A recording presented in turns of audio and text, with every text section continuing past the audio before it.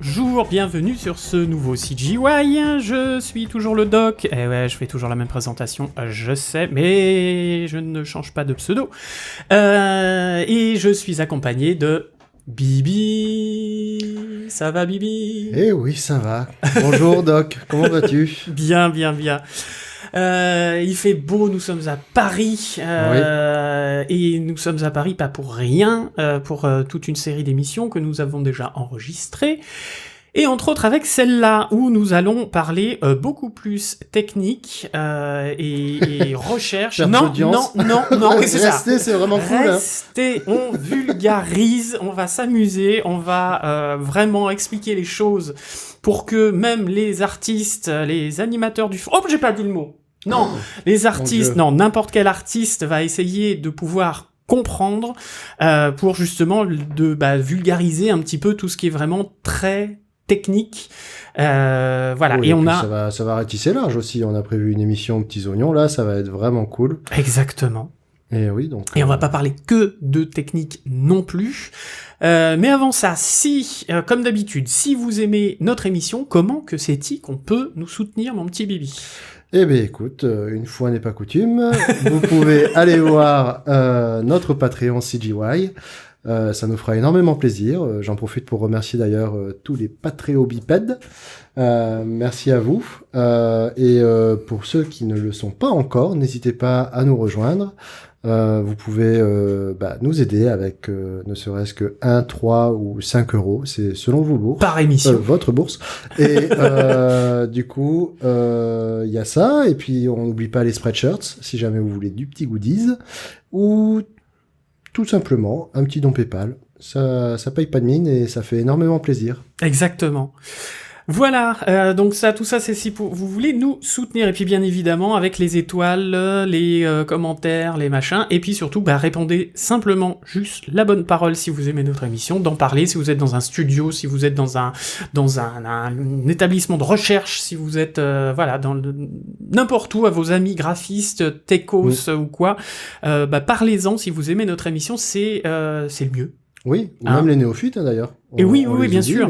Bien sûr, ou dans votre école, si vous êtes étudiant, etc. Ouais. Vraiment, faites-le si ce sera déjà un grand pas de fait.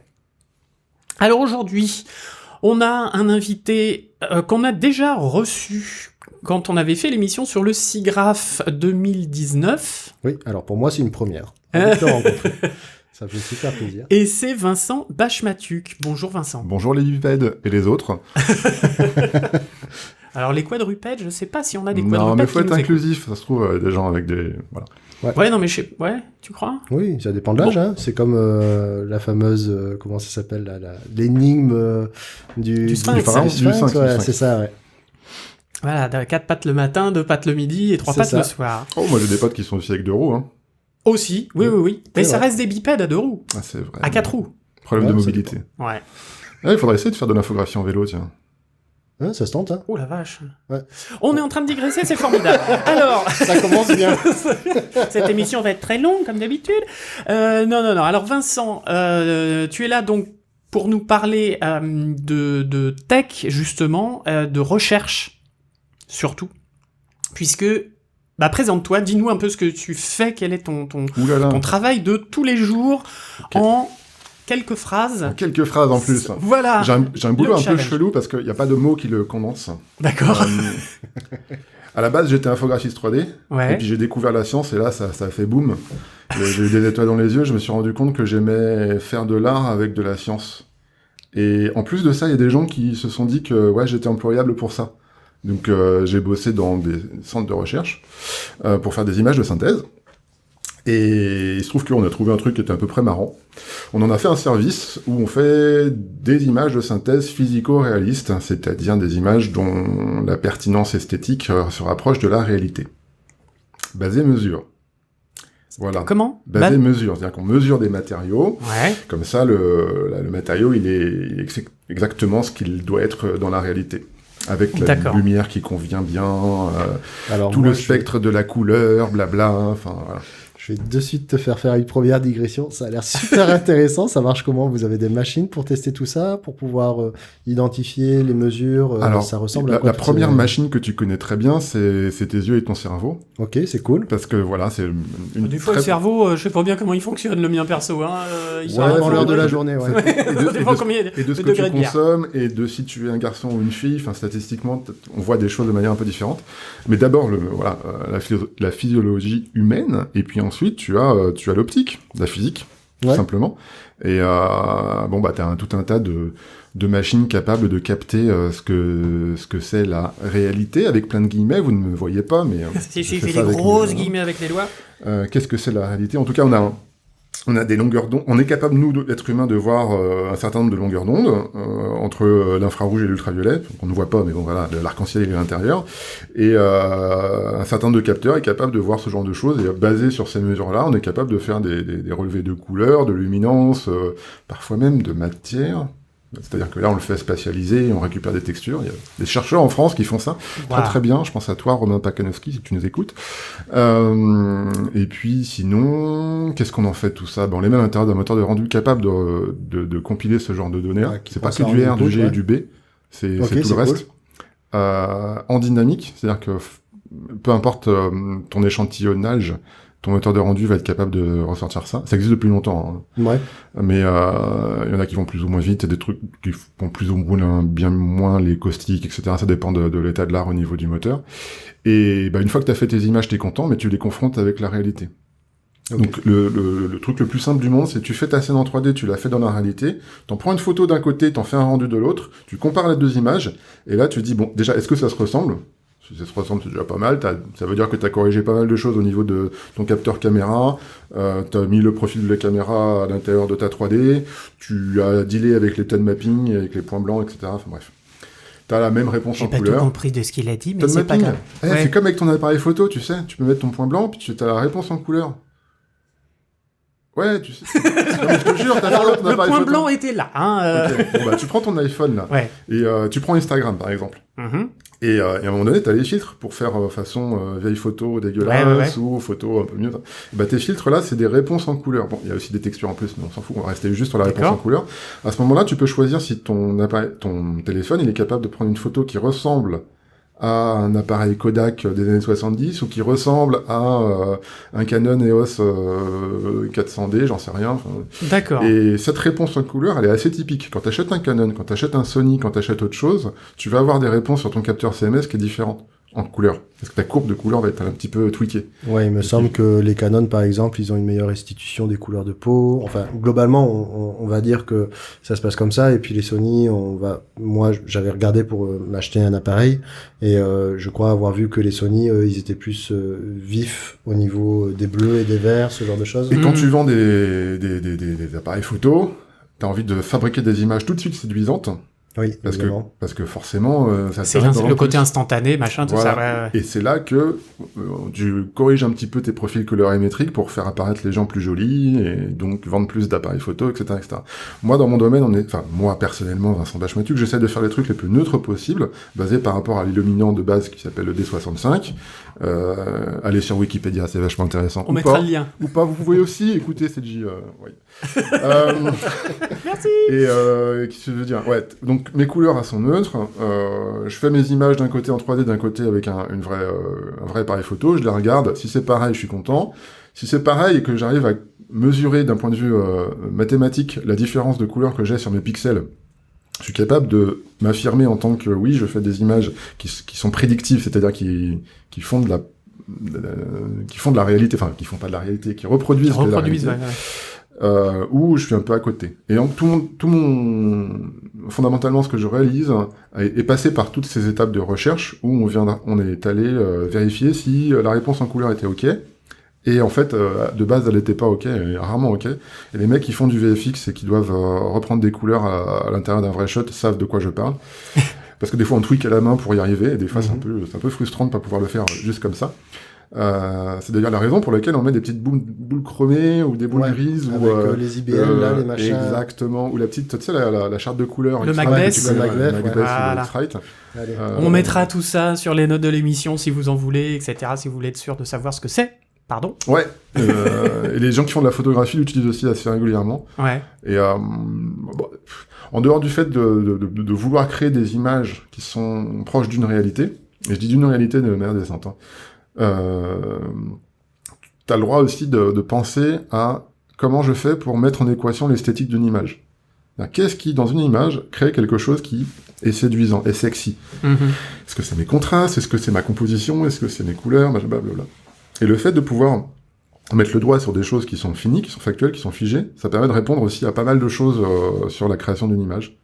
Et pas forcément de mettre une image en équation, mais en tout cas, de savoir de quoi on parle quand on essaie de faire de l'esthétique. Et de rendre une image de manière CG réaliste et en même temps jolie. Si j'ai bien Il y a compris. une différence entre le photoréaliste, où grosso modo tu vas faire une image qui va ressembler à une photo, mais qui n'est pas comparable à une vraie photo, et une image qui est physico-réaliste, c'est-à-dire qu'elle est pas faite pour ressembler à une photo, mais comme elle est liée par rapport à la physique de la réalité, et que ton appareil photo il essaye de faire à peu près la même chose, t'as deux systèmes de rendu différents en fait. T'en as un, c'est du CGI, et l'autre c'est de l'optique à travers un capteur CMOS, mais c'est à peu près le même délire. Hein. C'est aussi un appareil photo, une caméra dans la 3D. D'accord. Oui, bien sûr. D'ailleurs, j'en profite pour faire une petite digression aussi à nouveau, encore. C'est décidément, je crois que je vais être le larron de la farce. Là, pour ça, je vais pas arrêter. Mais récemment, on a entendu parler du ACES. Est-ce que ça a un lien avec ça ou qu'est-ce que c'est exactement ce truc-là? Désolé, moi j'en ai pas entendu parler. Ah ouais. Ok, d'accord. Bon, eh bien, nous ferons une émission dessus. On fera une émission dessus, on va faire nos devoirs et puis on en parlera. De mémoire, il me semble que c'est un outil justement pour pouvoir un peu gérer toutes ces contraintes qu'on a envers les différents capteurs et pouvoir ramener des profils. Et puis les profondeurs de couleurs, il y a une etc. différence entre... oui. Tu vois. Oui, parce qu'une couleur, ça se code pas que en R, en G et en B. En fait, tu devrais prendre tout le spectre de la lumière pour pouvoir coder une couleur. Et puis, c'est pas qu'une couleur, en fait, c'est des ondes. Et du coup, t'as tout ton... la lumière qui est à l'intérieur d'une couleur, c'est vachement important parce que ça impacte aussi la façon dont tu le vois avec tes yeux d'être humain ou avec ton écran d'ordinateur. Mais tu peux dire, voilà, c'est ma couleur, elle est jaune. Si c'est un jaune qui est illuminé à 100 lux, est-ce que c'est le même jaune au niveau pixel, au niveau couleur RGB, parce que finalement ton écran il affiche du RGB, il affiche pas du spectral, est-ce que ça va être la même chose? D'accord. Et là tu rentres dans le WYSIWYG avec ta charte de couleurs, avec ta sonde de couleurs, What you see is what you get. Ouais, désolé. Non, t'inquiète, on va essayer. On est là pour vulgariser, on est là pour... voilà, allons-y. Grosso modo, j'essaye de faire des images qui ressemblent à la réalité. D'accord. Tu vois, t'aurais dû commencer par là, déjà. Ouais, mais bon... Tu pars dans des explications techniques, Vincent. On a dit que c'était une émission technique. Donc toi, c'est... Ouais. J'ai fait ça, j'étais content, c'était cool. Et les gens qui m'ont employé m'ont fait « Ouais, vas-y, fais-en un service. » Parce que tout le monde a besoin de ça, et là, tout seul, tu vas pas pouvoir tout faire. Du coup, j'en ai fait un service. On a plusieurs... Dans la boîte dans laquelle je travaille, on a plusieurs centres de recherche. Il y en a un qui se trouve en Inde. Et en Inde, on a 4 de mes camarades qui sont opérateurs 3D dans le domaine du rendu physico-réaliste. Nous, on utilise... dans la boîte dans laquelle je travaille, on utilise ces images-là pour parler d'esthétique sur des matières. Et on s'amuse plutôt pas mal parce que en faisant ça, on n'est pas que des opérateurs qui fabriqueront des images un peu à la manière d'un freelance à qui tu demanderais de fabriquer une image. Nous sommes des personnes qui réalisons une plateforme pour pouvoir organiser les ordres de commande, parce qu'on fait beaucoup d'images par année. Cette plateforme, elle distribue des images à l'intérieur d'une application, et elle distribue aussi des images à l'intérieur de rapports esthétiques qui te mettent, qui te font une belle présentation pour te dire, bah voilà, dans tel contexte, tel matériau réagit de telle manière. Et quand tu le compares avec celui d'à côté, bah tu vois que celui-ci il est beaucoup plus joli. Et le joli, tu peux le mettre en équation. Et ça permet de faire des choix esthétiques. D'accord, mais ça va être des choix esthétiques par rapport à quoi? Par rapport à une image réelle, c'est-à-dire qu'est-ce qu'on va utiliser comme matière dans le monde réel, ou au niveau surfacing, par exemple, dans la matrice. Ouais, non, mais quand tu vas créer des images de toutes pièces avec du surfacing, quand on va faire des films d'animation, etc., ou c'est pour orienter des directeurs artistiques ou des gens de la mode. Non, ou mais des... c'est Non. hyper large en temps de réponse. C'est pour moi, tout, j'ai quoi. bossé pour des musées qui voulaient savoir quel était le rendu visuel à travers les matières que je fabrique. J'ai travaillé pour des architectes qui voulaient absolument avoir une matière qui paraisse dorée sous un certain angle du soleil. J'ai bossé avec des gens qui font du vitrage dynamique. Tu vois K2000 ? Ouais. Tu vois, Kit, là, la voiture, elle a des vitres qui s'assombrient quand elle va avoir Oui. un peu de... Bah, t'as des verres de lunettes qui font ça aussi. Ouais, bah, c'est la même chose, sauf que tu dois mettre du courant électrique pour pouvoir assombrir ton verre. Wow. D'accord. Et du Ok. coup, faire des scénarios d'usage à l'échelle d'un bâtiment pour éviter d'avoir des éblouissements quand tu travailles à l'intérieur et garantir sans luxe sur ton poste de travail. sur ton poste de travail. Incroyable. Ah oui, ça va jusque-là. À On l'échelle veut d'une acheter ville. des écrans glossy, mais on veut pas la réflexion. Gros sourire de ma part. Non mais oui, non mais c'est carrément ça. Le truc qui était cool aussi que j'avais fait l'autre fois, à l'échelle d'une ville, valider que telle surface de bâtiment était pas trop concave ou pas trop convexe pour éviter d'avoir des caustiques super importants sur l'autoroute d'en face. Vérifier sur un bâtiment prismatique, C'est enfin qui avait une incroyable. forme prismatique, s'il n'y avait pas un des panneaux qui avait trop de watts au centimètre carré pour faire cuire un œuf, parce que avec les caustiques différents, bah tu vois, ça fait des niveaux d'énergie de malade. Ouais, non, mais des fois j'ai des trucs surprenants un peu. J'ai bossé pour des portes de four aussi quand j'étais à la recherche à l'époque. C'est les portes de four qui Les t'ont portes de contacté four. directement. Non, des mecs qui font des portes de four, tu sais, les portes de four à 100 vitrées. Et je trouve que La domotique, ça va loin aujourd'hui. Ah, hein. non mais c'est un Incroyable. truc de malade. Je savais même pas que ça existait en réalité. Les portes mecs- de four Les mecs, mais non, Ah non. mais Oh, le lourd. non, qu'il y avait des recherches, non seulement sur l'esthétique de à quoi ça ressemble une porte de four, mais aussi que bah, quand t'as un truc qui cuit à l'intérieur, faut pas que ça laisse passer la chaleur, sinon tu cuis aussi à l'extérieur.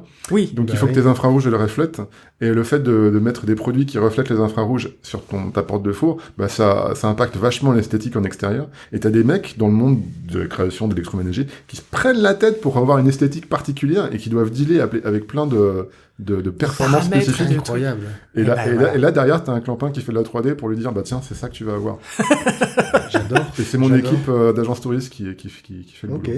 D'accord. Super. C'est Il y a- c'est il y a d'autres incroyable, trucs, Ça a l'air hein. passionnant. Ouais, ouais. hein. Non, mais il y a des trucs de malade. Enfin, dans le domaine de l'aviation, dans le domaine de quoi, enfin, je sais pas, il y a des portes de frigo, une fois on a fait. Ça a été super là. Alors là, c'est pas moi directement, mais les techniques qu'on emploie et qu'on a trouvées sont utilisées aussi dans le domaine des pare-brise de bagnole, et notamment pour faire des tests sur des visions tête haute. Mais il y a pas que ma boîte qui fait ce genre de trucs, il y a d'autres boîtes qui font ce genre de bêtises, et c'est Ouais. c'est assez marrant. En tout cas, on s'amuse bien. En ce moment, beaucoup plus avec l'architecture qu'avec le reste du monde, parce que c'est eux qui sont en demande de ce type d'image-là. Mais rien ne nous arrête en réalité. Ouais, c'est de haute volée quand même, c'est super. On est parti du principe où il fallait faire le matériau le plus pain in the neck, le plus chiant à fabriquer en premier. Comme ça, tous les autres, ça allait être un peu trivial. Ouais. Et, bon, on a commencé par un truc qui était bien relou, qui est le verre. Parce qu'il y a pas mal de réflexions, c'est transparent, il y a de la Les transmission. caustiques, les blabla. machins. Voilà, c'est bien relou. Et en fait, juste, ils nous ont dit, venez. Ouvert les bras, viens Aloha avec un Mais collier ce de qui est fleurs. génial, c'est que, alors ce qui est génial et ce qui est pas génial, c'est que je peux discuter avec des gens qui sont mes pairs dans d'autres domaines, typiquement le VFX. Parce que quand t'as un Weta Digital qui fait du rendu physico-réaliste spectral, bah forcément c'est ce que je fais. Et en même temps ils comprennent que dalle à ce que je fais, parce que eux ils font du VFX ou du cinéma, et moi je fais un peu des trucs qui sont plus liés à l'industrie et à la recherche. Alors, L'ingénierie, du coup, ouais. ouais, justement par rapport à ça, arrivé à la date d'aujourd'hui, on en est, du coup, on est, bon, la date d'enregistrement est fin novembre, Ouais. et on vient d'avoir une annonce très récente, comme Un quoi, truc de malade. un truc de malade, ouais. Non Pour mais nous, j'étais en là, réunion, j'ai fait aujourd'hui. what? Qu'est-ce qui se passe? J'ai mes collaborateurs qui m'ont regardé avec des gros yeux, ils comprenaient pas pourquoi je génial, réagissais c'est du comme ça. teasing de malade. Attention, qu'est-ce Quelle qu'il est va la dire news? Et j'ai dû tout lire à voix haute comme un couillon, parce qu'évidemment c'était pas moi le speaker à ce moment-là. J'étais juste pas en train d'écouter la personne qui était en train de parler. Bref. C'est bon, bref. News, Et donc, Et donc la news, c'est Ouais. que Unity rachète la branche tech de Weta Digital. Si je me pour trompe 1 pas. million Unity. 6. Les mecs, 1 milliard les 6. mecs qui font des moteurs de rendu de temps réel, quoi. Ouais. Rachètent la division technologique de Weta Digital. Les mecs qui font truc en Nouvelle-Zélande, là, des effets spéciaux de malade entre King Kong... Avec des bonhommes verts, là. les... Bleu, pardon, je me trompe. C'est l'arrière-plan qui est Avec vert. Andy Serkis qui fait le guignol avec des points sur le nez. Ouais, c'est ça, ouais. On a réussi à pas citer le Seigneur des Anneaux, quand même. Et le Seigneur des Anneaux. Ouais, c'est vrai, ça. Non mais, Des petits bonhommes. c'est une évidence. C'est une évidence. Mais Non, oui, il y a c'est la un boîte truc- de... non, grosso de- modo, de- ces gens-là qui étaient très orientés recherche dans le domaine du rendu et qui avaient une division spécifique qui fait traditionnellement des sujets aussi graves. Les mecs, les nénettes et les mecs sont calés. Notamment une femme en particulier, Andrea, là, qui me met toujours sur le cul quand t'as fait un papier, parce qu'elle est absolument géniale. Donc tout cela, du jour au lendemain, passe de chez Weta Digital À Unity. à Unity. C'est un truc de malade. C'est un truc de malade, pourquoi? Game Changer de ouf. Attends, Unity, Unreal, et Epic déjà, qui se font la guéguerre sur les sujets. Weta Digital était parmi les précurseurs et les seuls à avoir une utilisation industrielle des outils de rendu en physico-réaliste, spectral. Ouais. On nous a fait un grand ramdam autour du PBR en disant tous les moteurs de rendu RGB sont capables de faire la réalité. C'est faux. PBR, c'est un terme marketing dans la plupart des communications qui sont faites chez les gens qui fabriquent des moteurs de rendu. Weta Digital a des technologies qui vont au-delà. PBR. Physically Based Rendering. Voilà. Merci. Non, c'était juste pour la petite... Des fois, Non, il y a un non, doute. mais des fois c'est traduit par autre chose, mais grosso modo en français dans le texte, ça veut dire que tu as un moteur de rendu qui se base sur la réalité pour faire des images. Basé sur la réalité, ça veut pas dire physico-réaliste. Hein? Ouais, c'est chiant, c'est parce que c'est les mêmes termes, c'est les mêmes ouais. C'est pas compliqué, spectral dans un cas, Spectral, donc c'est les ondes. ouais, et On est c'est d'accord. RGB dans l'autre cas. Ouais. Et des fois, tu fais des simplifications mathématiques dans ton rendu pour aller plus vite parce que tu vends des moteurs de rendu, parce que ton moteur de rendu, il va vite. Pourquoi? Parce que t'es freelance et que t'as envie de faire le plus d'images possible. Parce que dès que t'as une image, tu la vends. Et du coup, chaque fois que tu fabriques une image, t'as de du l'argent cash, qui ouais. tombe. Et puis les boîtes de prod qui fabriquent plus vite des images, ça a un sens au niveau économique. Et de l'autre côté, juste, tu fais les images les plus longues du monde. Parce que ton intérêt, c'est pas d'aller vite. Ton intérêt, c'est d'aller juste. Ouais. Et grosso modo, je te fais un parallèle. Tu vois la pub de McDonald's où tu vois le hamburger super beau, là? Oui. Ça, c'est du rendu normal. C'est-à-dire D'accord.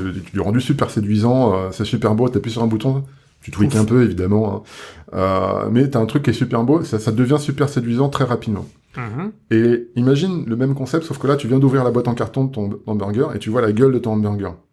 Oui. Tu vois la différence entre la pub et la gueule de ton hamburger? Oui, en général, rendu c'est physico-réaliste. publicité mensongère. Oui, t'as l'impression de... Et voilà, ben le rendu ouais. physico-réaliste basé spectral, il fait la vérité. Donc en fait, ton rendu, il est moche, parce que tu l'as mal éclairé, parce que tes matériaux, ils sont un peu péraves, parce que t'as pris du fond ou de Lorraine Ayarblin à la place d'un truc un peu plus excitant en termes de Ouais, pour que ce DRDF, soit, que ce soit appétissant, voilà. en fait. Voilà. Et quand tu ouvres la boîte, oui, tu vas dans le resto d'en face. Ouais, C'est bon, mais faut pas que je te le regarde, en fait. Mais c'est bon, mais en mode guilty pleasure. Bah après, il y a vraiment les deux usages. C'est-à-dire que d'un côté, tu as tout ce qui est NPR, non photoréaliste, ou photoréaliste, ou basé physique éventuellement. Mais dans le but, c'est de faire des choses qui se rapprochent de la réalité, mais faut vraiment aller vite parce que ton coût à l'image, il est important dans ton business model. Et de l'autre côté, fondamentalement, ce que tu vends, c'est de la précision. Ouais. Donc ton coût à l'image, à la limite, il fait partie des frais généraux, tu t'en fous. À la limite, si la 3D est même pas belle, tu t'en fous. Ce qui compte, c'est que ça soit juste au niveau de l'image. Ouais. Oui, que ça rentre dans le cahier des charges de la direction artistique, voilà. Ouais. Que ça rentre dans le cahier des charges de la réalité. Et de l'autre côté, de la direction artistique. Ouais. Oui, Tu sais c'est bien ça, que les c'est directeurs ça. artistiques, des fois, ils sont à côté de leur pompe. Bah voilà. Non, non. Voyons, ça se saurait. Ok. Ben, j'espère que les bipettes comprennent mieux. Je sais pas. J'espère. Bah écoute, Bon. En tout cas, moi, j'ai beaucoup mieux compris, qui suis un peu moins techos que vous, voire largement moins. Mais en tout cas, voilà, je me mets au niveau, alors sans faire de distinction, les meilleurs, les moins bons, mais je me mets au niveau artistique, au niveau vraiment vulgarisation, pour comprendre comment ça se passe concrètement, sans termes techniques alambiqués, parce que j'ai pas fait les études pour. Concrètement, tu sais, moi... Mais mais voilà, enfin, les études ou les recherches, ou voilà, on est d'accord. J'ai un DNTS, sciences électromagnétisme de je sais pas quoi, là, j'ai oublié d'ailleurs. Les trucs qui se touchent les bouts de doigts. Ouais, non, j'ai fait de l'électrotechnique. D'accord. Puis après, j'ai fait du jeu vidéo. Mais bon, ouais. Concrètement, Unity qui rachète la division tech de Weta, ça veut dire que dans quelques années, semaines, j'imagine pas, mais ça va offrir à tout un chacun qui utilise Unity des technos qui aujourd'hui sont hyper difficiles d'accès parce que tu as besoin d'un niveau technique à la base qui est pas celui d'un FOG classique. Ouais. Parce que quand t'es à FOG, t'apprends à faire des images avec V-Ray ou Corona ou je sais pas quoi, Arnold éventuellement, sur un DCC classique du type Maya 3ds Max, Blender pour ceux qui ont la hype derrière eux, mais t'essayes pas de comprendre qu'est-ce qu'il y a sous le capot en réalité. Mm-hmm. T'essayes de comprendre ce qu'il y a sous le capot quand tu commences à devenir senior ou TD et du coup on te demande justement d'aller choper l'info là où il ouais. faut et pouvoir savoir faire les choses. Alors du coup, moi je me pose la question quand même, du coup, à quoi ça pourrait ressembler un moteur comme ça de spectral? Ou ça veut dire que quoi? En vrai, je crois qu'ils vont juste enlever tout le côté spectral, ils vont mettre que des RGB à droite à gauche. Ah ouais, pour parce pouvoir que non mais tweaker. c'est un tel changement dans les habitudes Bah que c'est ça, les gens par ils vont rapport à être ça que paumés je quoi. posais la question. Ouais. Tu sais, c'est un peu comme à cette époque où t'as Disney qui a sorti son papier de recherche sur les matériaux PBR. Ouais. Et il y a beaucoup de personnes qui savaient le faire avant. Comment il s'appelle leur moteur de rendu déjà? Oui. Oui, hein. Oui. Oui. J'allais dire Octane, mais c'est certainement pas ça. Non, je crois que ça c'était- commence par un c'était- O, mais... On va le retrouver. Donc, Oui, on va trouver ça. Bibi, au boulot. C'était PBR. Et grosso modo, ça va permettre... Enfin, tu vas avoir des éléments qui vont popper, des nouveaux slots dans tes matériaux, grosso modo, ou des choses qui vont... Hyperion. Ça commençait par un O, comme tu disais. C'est ça. Mais en fait, tu pensais à Auteuil et à Octane, c'est pour ça. Mais oui, c'est ça. Qui est aussi un peu spectral. Et du coup, ça va popper aussi par effet de bord tous les setups au niveau caméra, parce que tu vas te poser la question de comment tu fais une vraie caméra dans la 3D. Caméra dans la 3D, ça veut dire quoi? C'est pas juste un point dans l'espace qui demande une image en lancer de rayon. C'est un point dans l'espace qui demande une image en lancer de rayon, certes, mais à travers un certain nombre de lentilles qui vont donner des effets sur les bords sur les contours de tes éléments qui vont partir un peu de déformation, de diffraction. Ça va donner des petits arcs-en-ciel un peu à droite à gauche. Ça va être choupette, hein, clairement. C'est cool de faire ce type d'image-là for free et sans tweaker ça dans un logiciel de compositing pour ajouter des effets fake. Là, tu auras des vrais effets. Tu vas avoir une corrélation entre le shoot, pas le shot, beaucoup trop tôt pour ça, que tu fais dans la réalité et l'effet et la 3D que tu vas réaliser pour faire tes effets spéciaux qui va être direct. Et pour peu que tu aies bien pris tes valeurs pendant le tournage, la prise de vue réelle, t'auras pas de color grading ou C'est un rapport. Oui, ce sera pareil quoi. Après, le workflow il n'existe pas encore parce que là ils viennent d'acheter des technologies, le temps que ça rentre. Oui, qui se les approprient. Il faut une réalité économique derrière aussi. Les gens vont pas acheter ça juste parce que c'est écrit spectral. Ils vont acheter ça parce qu'il y a un vrai besoin au niveau du marché derrière. Ça changera pas, je pense pas que ça changera les habitudes actuelles telles qu'on l'a en prod aujourd'hui. Par contre, ça peut changer qui va acheter Unity. Oui, évidemment. Ouais. Quel est le plus gros poisson qui va bouffer le moyen? Un gros acteur de l'image de synthèse proche de la réalité va être intéressé à utiliser Unity, peut-être en temps réel ou pas, hein, mais il y a peut-être du ray tracing derrière. Moi, je vois un espèce de cercle vertueux, économique vertueux, entre des gens qui fabriquent des cartes graphiques qui sont capables de faire du ray tracing, des gens qui sont capables de faire du temps réel, et qui vont être capables de faire du rendu en spectral. Nvidia d'un côté, ATI de l'autre. C'est clairement ça. Et en même temps, des gros acteurs... je sais pas, moi je m'appelle Ikea, j'ai besoin de faire énormément d'images de synthèse parce que j'ai un catalogue à sortir tous les 3 mois. Je les fais pas avec V-Ray, je les fais avec un moteur de rendu qui va beaucoup plus vite et qui me permet d'avoir un réalisme sans trop de problèmes. Du coup, malheureusement, payer des infographistes à faire du travail à la chaîne sans qu'ils aient besoin de penser à faire du rendu. Parce que c'est ça aussi le rendu physico-réaliste, t'es derrière une caméra. Ouais. Du coup, t'as pas besoin de le tweaker ton truc. Alors, T'appuies du sur un coup, bouton et ça sort. Je vais faire une micro aparté par rapport à ça. Justement, il y avait des papiers super intéressants, notamment, on avait traité ce sujet dans une émission parallèle CGY pour les Patreos, autour de Piper, où il y avait Oui. une caméra qui était un travail sur la caméra au niveau de la R&D chez Disney qui était très intéressant. Pas que, hein. Ah, chez Pixar. Il y a énormément de Il y avait choses. d'autres choses dedans ouais. qu'on a traité aussi. Moi, je suis toujours Mais- complètement... mon cerveau, il est en mode what the fuck dès que je vois l'oiseau poser son pied sur le sol, quoi. C'est incroyable. Mm. Je sais pas comment ils font ça. Donc, si Enfin, vous je sais voulez comment ils écouter font, mais je sais pas l'émission... comment ils se sont enfin, quel est le travail important qu'il y a derrière juste la R&D Alors, nécessaire pour faire bouger ces morceaux de... Si je me trompe grains de pas, sable, hein. pour ces grains de sable, c'est de l'instancing USD qu'ils ont fait. Donc du coup, Houdini. Ouais, USD d'accord, mais après, et instancing. tout a été précalculé en amont. Alors du coup, Et, ouais, mais tous les grains de évidemment. sable bougent. Et tous les grains de sable, ouais, il y en a des millions et des millions. Et après, si je me trompe pas, il y a plusieurs couches. Donc, t'as eu du rendu avant de faire du rendu. Évidemment. Truc de malade. Ouais. C'est un truc de malade. On vous J'adore mettra les aussi. liens, mais parce qu'on avait trouvé une page, Ouais, page il y qui a expliquait un ça article relativement FX bien. PhD qui en parle et C'est qui ça. fait ça bien. Ouais. Et surtout, si vous voulez avoir plus d'informations sur ce petit Piper et sur ce magnifique court-métrage, n'oubliez pas d'être patriote, puisque cette émission est exclusivement réservée aux patriotes. Merci. PO. Dun, dun, dun. Bien. Alors, on a fait un petit peu le tour de, grosso modo, ce que tu fais. Non, tu as encore des choses à rajouter. Non. C'est bon. Je sais pas, ouais, enfin, je fais d'autres Plein. je fais d'autres trucs à côté. Mais on Alors, s'en fout. c'est quoi ces autres trucs à côté Ouais, ok. de tout ça? Non, mais c'est-à-dire que ça, c'était le Vincent Petit. Ah, Le Vincent Grand, il a dû monter une équipe. Ouais. Et puis, il se trouve que, bon, c'était bien de faire des opérateurs, mais c'était pas suffisant. Il fallait toute la plateforme qui allait avec.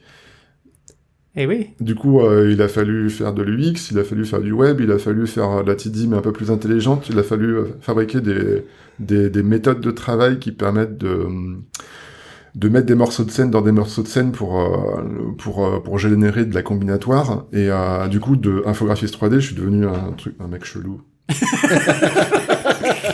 fais de la 3D, mais pas comme tout le monde, du coup, c'est bizarre.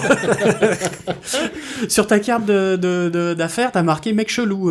Non, ils m'ont demandé de mettre chef de projet parce qu'il fallait bien mettre quelque chose. Tes couteaux suisses, techos. J'aime bien voilà. dire ça. J'aime bien dire ça. C'est un terme que j'avais chopé sur un LinkedIn, je sais pas quoi, là, et je crois que je l'ai réutilisé pas mal de fois. couteau suisse. Ouais, c'est ça le truc, c'est que t'as un certain nombre de variables et d'obstacles, et tu dois y répondre, et au bout du compte, tu dois faire une image, voilà. Et c'est là qu'on m'appelle. D'accord. t'aimes faire péter les barrières. Il y a un truc qui m'empêche là, non, ça m'arrête pas. Ouais, c'est T'es un peu le Hannibal de l'agence Tourisque. sans le cigare et avec 5 kilos de plus, ouais. D'accord. Ok. Et tu aimes quand t'influences des moules sans accroc. On Exactement. est d'accord. Et alors, en termes de recherche, parce que tu vois beaucoup de papiers de recherche, tu vois beaucoup de Ouais, choses comme ça. Faut que je fasse une veille importante parce qu'il y a plein de trucs et astuces ou de choses fondamentales qui popent dans les papiers de recherche. Ouais. Et c'est la meilleure façon d'avoir de l'information. Alors, tu peux suivre des vidéos sur YouTube, mais tu peux aussi lire des papiers de recherche. C'est pas si imbuvable que ça. C'est vrai? Ouais, je te jure. Faudra que j'essaye. Non, mais c'est génial. J'adore. Moi, c'est genre... Les moi, deux, ils ont des étoiles dans les yeux, c'est Pendant formidable. le petit-déj, le matin, là, je me régale. Allez, un petit PhD. Alors, Non, non, mais j'ai mon petit rituel le matin. Ah, Alors, vas-y. J'aime bien lire un peu la presse internationale. Courrier international, c'est un peu mon truc, là. Je lis pas tout, hein. Je lis tout en travers, mais ça va très bien avec le café. Et puis, après, je regarde éventuellement le papier de un tel ou un tel qui m'a été conseillé par un pote ou que j'ai vu sur Twitter. Twitter est une bonne source d'information, comme vous le savez.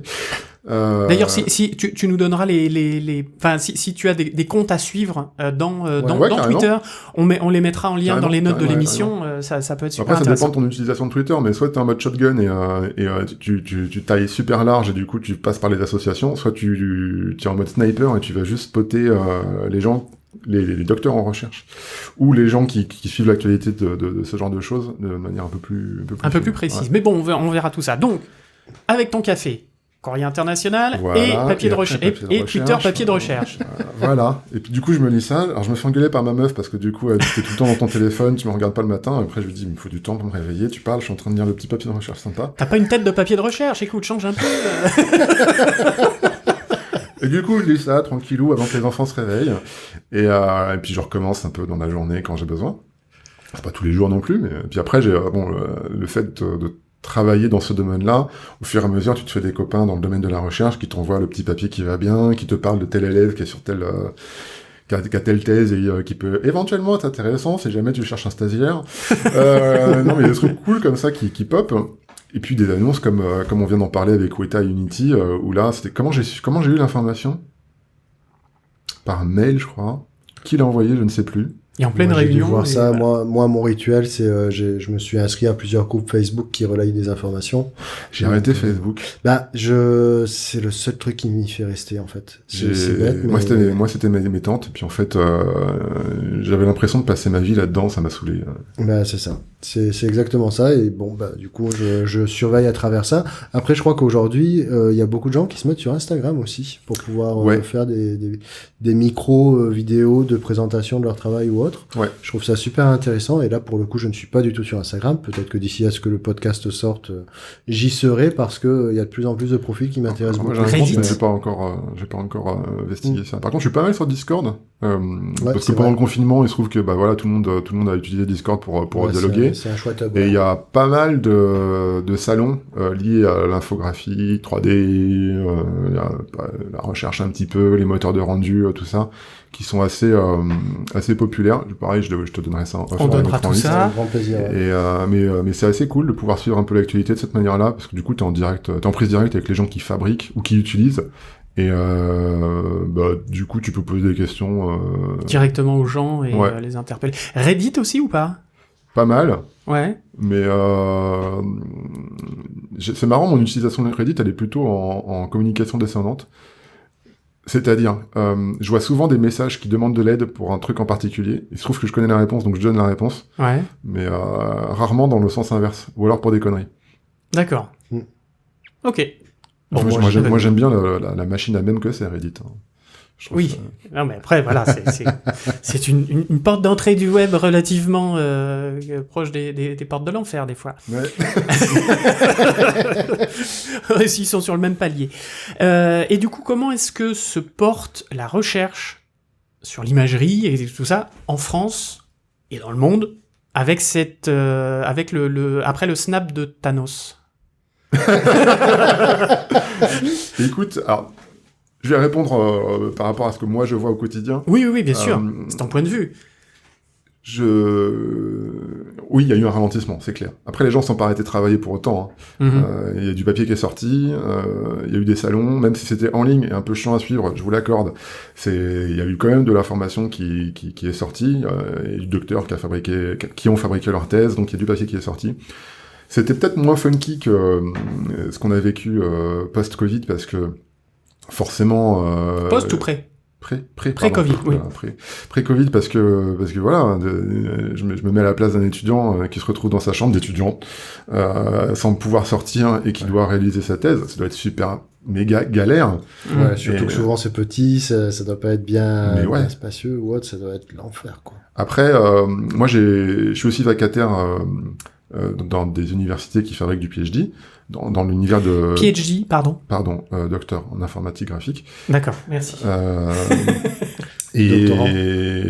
Ouais.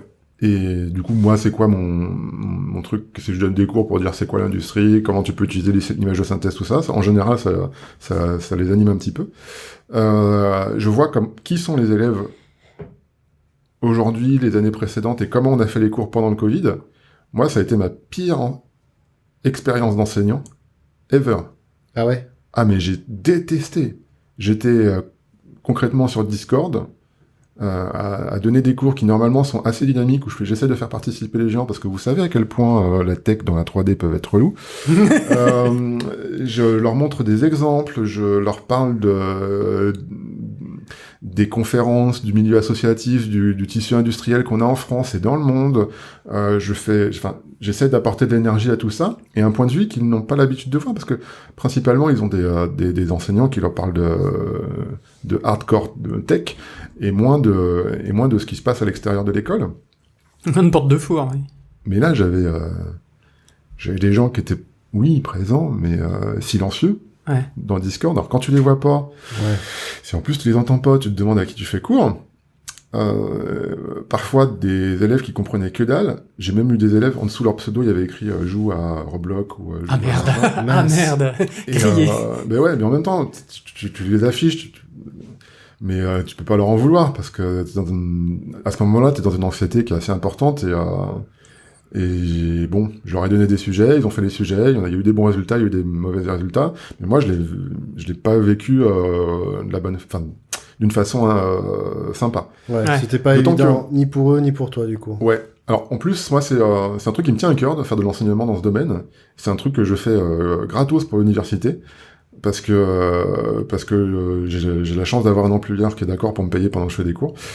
Ça c'est cool. Et qui se dit que quand on a un expert qui donne des cours à l'université, c'est cool pour eux aussi. Donc voilà, il y a un côté win-win là-dessus. Et donc j'y vais vraiment avec beaucoup d'entrain, parce que je sais que ça me paye pas plus que d'habitude. Mhm. J'y vais et cet entrain-là, c'est quoi? C'est le fait de partager ma science. Partager mon point de vue et l'expérience que j'ai dans un domaine en particulier avec des gens qui commencent, des néophytes, et faire des rencontres. Et bah là, les rencontres, elles sont un peu nazes, parce que c'est que des noms ou des pseudos derrière un Discord. Ouais. Ce que j'ai pu transmettre, je peux pas le mesurer. Alors après, les personnes en charge de la formation m'ont dit que c'était cool, machin, mais quand j'ai partagé mon point de vue par rapport à la difficulté que j'ai vécue à faire quelque chose À de dynamique, enseigner, ouais. et je pense que le dernier cours, j'ai dit, bon c'est bon, on arrête, enfin il était 4h30, on arrête là, parce que voilà.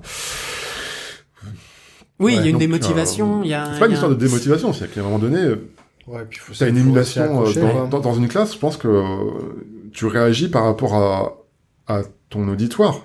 Et là, l'auditoire, il existait, mais il était immatériel. Du coup, c'est chaud, quoi. Il y a On en souvent avait parlé dans- potentiellement Pardon. excuse-moi, il y a souvent aussi potentiellement une émission qui se fait où il y a toujours quelque chose qui se passe aussi Et dans t'as une toujours salle de un élève cours. un élève qui dit je comprends pas, du coup tu réexpliques au tableau, et Ouais, puis du c'est coup il y en ça. a un qui réagit, qui Ah dit bah messieurs, putain, enfin, comment j'ai faut faire connecté, ça machin, et puis là tu te fous un peu de sa gueule en disant bah il faut le faire comme ça et comme ça, regarde. Et l'autre il y en a qui en rigole, et puis du coup tu te fais payer un café, puis tu discutes d'autres choses, enfin il y a quelque chose qui se crée, qui est Une vraie interaction. Ouais. Ouais. Mais on en avait discuté dans l'émission sur les écoles. Notamment les écoles physiques les écoles de 3D physique qui avaient été confrontées bien évidemment au Covid et à faire de l'enseignement à distance, et où ils disaient c'était très difficile. Donc voilà, écoutez cette émission si vous voulez en savoir plus. Mais ouais. Non, c'est effectivement, puis t'as pas l'étincelle, enfin tu vois pas l'étincelle dans les yeux, tu vois pas, ou l'absence d'étincelle, et où tu te dis, je crois que là il a pas compris. Tout à fait. Tu ne peux pas savoir. Tout Et à du coup, fait. tu ne sais pas si ce que tu dis est accessible, a été accédé, à un renvoi à... voilà. Donc, concrètement, t'es devant ton ordi avec un micro devant ta bouche, tu vois personne et tu parles pendant 8 heures. Ouais, C'est chaud. devant Black Mirror, quoi. Enfin... Et bon, moi je montrais des exemples, je montrais mon écran, tout ça, mais il y en avait qui avaient pas la bonne connexion qui allait bien, d'autres qui parlaient pas bien français, du coup fallait que je répète en anglais, ça saoulait tout le monde, dur. Ouais, compliqué. Dur. Et là, j'ai refait l'expérience avec une salle pleine, il y a pas très longtemps, là. J'étais ravi. C'était très bien. C'était super. Ouais. J'étais content. Et les élèves avaient l'air enthousiasmés. Enfin, non, c'était cool. Ah oui, parce que du coup, c'est vrai que ce qui doit être quand même pas mal passionnant, c'est que déjà, t'es quelqu'un de passionné aussi. Donc du coup, tu le ressens en tant qu'étudiant, forcément, quand t'as quelqu'un en face de toi qui a envie de transmettre. Donc ça doit être déjà cool. Mais en plus, il y a aussi parfois ce que moi je trouve qui est un peu peut-être moins accessible, c'est aussi ce côté de l'applicabilité de ce que tu es en train d'apprendre. Donc tu vois pas forcément comment l'appliquer dans un besoin ou dans un truc comme ça. Grosso modo, t'as un élève qui apprend à faire un rendu ou qui apprend à fabriquer des moteurs de rendu. On lui a montré un truc, il a fait un machin sur Shutterstock, enfin voilà, et il se demande à quoi ça sert. C'est ça. Est-ce qu'il y a une boîte d'anime ou une boîte de game ou une boîte de VFX ou une boîte qui fait de la 3D qui va m'employer pour faire ce que j'ai bien aimé faire là-dessus. Et puis aussi, t'as tout ce qui est déconvenu que tu dois gérer. C'est-à-dire tous les gens qui veulent bosser dans le milieu du jeu vidéo ou du cinéma d'animation et qui se rendent compte au détour d'une de mes présentations qu'en réalité ils sont faits pour autre chose. Oui. Et là, il faut leur expliquer que non, en fait, c'est bien. Ça, c'est aussi ton identité Et c'est de cool. te tromper et Oui, de recommencer ça dans un nourrit domaine aussi qui est un peu à quelque côté. chose et c'est cool. Hein. Moi, j'ai fait 3 réorientations, hein. Donc la 3e était la bonne. Donc tant mieux, c'est cool. Mais au final, c'est vrai que voilà, il a fallu que je me trouve et que je me teste. Et c'est vrai que c'est aussi mes rencontres avec les professeurs qui m'ont permis de me rendre compte. Et t'as le droit ça. de pas kiffer un truc dans ton domaine Bien que sûr. t'as appris à l'école, c'est pas grave. Ce qui compte, c'est que tu fasses un métier où tu es heureux et qui te permet d'avoir une vie ailleurs que ton On est métier. d'accord. On est d'accord. Et du coup, est-ce que la recherche en France, en tout cas, se porte bien maintenant? C'est-à-dire, est-ce que les gens, est-ce qu'il y a est-ce que les choses se relancent? Alors, est-ce que tous les chercheurs sont morts à cause du Covid? Non, il en reste. Ah, ça va, merci, merci. On est sauvés. Ouf, c'était pas la bonne moitié. Est-ce qu'elle se porte bien? Je sais que certains chercheurs ont des difficultés par rapport au mode de financement actuel en France, donc ça peut être compliqué et vécu d'une manière compliquée. À cause du Covid ou Non, globalement avant déjà il y avait un terrain qui était un peu glissant et le Covid a précipité un peu les choses. J'imagine. Je vais pas prendre les mots de quelqu'un d'autre. Hein. Le nombre de doctorants a baissé un petit peu. Enfin, là, il est légèrement en train de remonter, mais il a baissé un petit peu ces 2 dernières années. Je pense que c'est lié à l'appétence qu'a le public autour de l'informatique graphique, particulièrement en France. Tout le monde le sait que quand on fait des formations dans ce domaine-là, il y a beaucoup d'élèves qui vont plus dans des formations genre pour fabriquer de la crypto-monnaie ou faire l'anti-piratage, trucs comme ça, que dans le domaine de l'informatique graphique. Il y a eu une ère où il y a eu beaucoup d'élèves qui sont venus abreuver ces formations-là. Aujourd'hui, il y en a un peu moins. C'est en train de remonter légèrement, mais c'est une réalité. Et par effet de bord, forcément, ça c'est français. Je sais pas vraiment comment ça se passe à côté. Typiquement en Inde, il y a beaucoup plus de gens qui font du papier dans le domaine de l'informatique graphique qu'aujourd'hui en France. Après, il y a aussi comment c'est publié le papier et quelle est la pertinence du papier. Des fois, il y a des choses qui sortent qui sont un peu bateaux et qui mériteraient pas forcément. Enfin, toutes les universités l'auraient pas forcément validé de la même manière. Qui font pas avancer la barque plus que ça. Ouais. Après, on a la chance, on est un pays où on était précurseur dans le domaine. Je pense que sur certains sujets, on l'a encore. On a un dynamisme au niveau talent qui est réel. On n'est pas les seuls, hein, clairement, la French Touch, tout ça, machin, ça c'est bien loin maintenant. Mais on reste un pays qui fabriquons des gens capables dans ce domaine-là. Ouais. Après, est-ce qu'on sort du lot aujourd'hui? C'est difficile pour moi de répondre parce que mon point de vue il est très orienté par rapport à ce que je fais au quotidien, à savoir du rendu.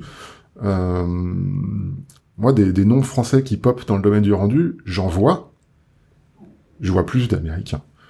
Oui, moi aussi. Hein, pour le coup, je suis toujours très très enthousiasmé et je suis toujours comment dirais-je, il y a un côté un peu magique à chaque fois que tu vois quelqu'un que tu connais ou que tu connais par l'intermédiaire de quelqu'un d'autre qui sort un papier qui est absolument monstrueux et que tu mets 3 ans à comprendre et qui est français. T'as un peu l'impression de toucher du doigt quelque chose et de participer du coup à cette magie-là. Mais ouais, il y a un petit... j'ai l'impression que c'est pas un ralentissement, mais il y a forcément un effet à ce changement de fashion, je sais pas comment on dit, de vecteur, d'effet de mode, voilà, c'est ça que je cherchais, effet de mode. Ouais, là, par rapport à ça, du coup, t'as un peu parlé de tous les différents sujets qui pouvaient être abordés par la recherche, comme quoi il y avait eu un ralentissement côté recherche graphique. Et en même temps, tu le vois aussi dans les logiciels, quand tu vois le ralentissement des features un peu innovantes, enfin réellement innovantes. Ouais. Là, on voit bien que depuis 6-10 ans, les softs ont du mal à se renouveler, et je pense que c'est lié. Et du coup, c'est par là que... Ouais, je t'en prie. Il y a aussi un autre truc qu'il faut savoir, c'est qu'on est un domaine de la science particulier. Nos docteurs sortent moins de papier de recherche que dans d'autres domaines d'activité. D'accord. Du coup, on peut pas mesurer la compétence juste avec le nombre de papiers sortis. Ouais, tu veux dire que du coup, le ratio dans tout le parc de docteurs qu'on a, il y en a vraiment une infime partie qui est spécialisée dans notre domaine, quoi. Il y a des domaines de la science où sortir 3 papiers par an, j'exagère, c'est normal. Ouais. Et toi, quand t'as sorti un papier tous les 3 ans, c'est déjà chaud. Enfin, t'es déjà brillant. Ok, quoi. d'accord, ouais. Bah, c'est vrai que moi j'aime beaucoup regarder ce qui se passe du côté de Grenoble au niveau de la recherche. L'INRIA, ouais. Ouais, c'est super. Ils sont ouf, les mecs. Ouais, ils sont vraiment Ils sont pas incroyables. ouf, ils Je sont les adore. géniaux, juste. Je vous aime, les gars. Quel institut? INRIA, si je me INRIA. trompe pas. Ouais. Ouais, et du coup, c'est vrai que bah, j'aime bien regarder ces papiers-là parce qu'ils font de la recherche vraiment très intéressante.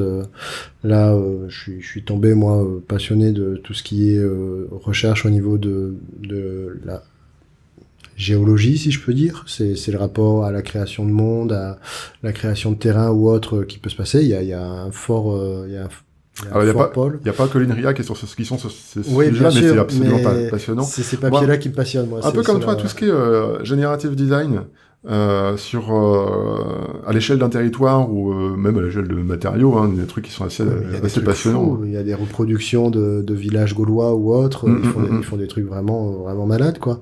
Donc c'est vraiment cool. Et puis ça ratisse large aussi. Et justement la question que j'avais qui allait glisser un peu, c'est notamment par rapport à ce qu'on entend maintenant, qui est presque un gros mot, le machine learning ou le deep learning. Est-ce que tu penses que de ce côté-là, qui est pas tant de l'image de synthèse, mais moi je sens qu'il y a un petit rapprochement qui se fait avec ces nouvelles technologies qui pourraient arriver vers l'image de synthèse. Alors moi j'ai un avis qui est pas super politiquement correct là-dessus. Ouais. C'est-à-dire que j'ai l'impression c'est super intéressant. Ça nous intéresse. que dès lors qu'on met machine learning ou IA ou quelques c'est mots-clés un comme ça gros mot, à hein. l'intérieur de quelque chose, tu t'agites le checker et tout de suite ça devient beaucoup plus bankable. Ouais. Et du coup t'as des softs qui n'ont pas véritablement changé, Ah non, qui sortent avec ces mentions-là, juste parce que c'est effet de mode fancy Ouais. à l'intérieur du On est pitch d'accord. marketing. C'est le nouveau effet de mode, du coup. Et du coup, est-ce qu'au quotidien ça change ta manière de travailler? Non, pas du tout. Est-ce que c'est plus rapide? Ouais, pour les débruiteurs, il y a des trucs qui sont vachement intéressants.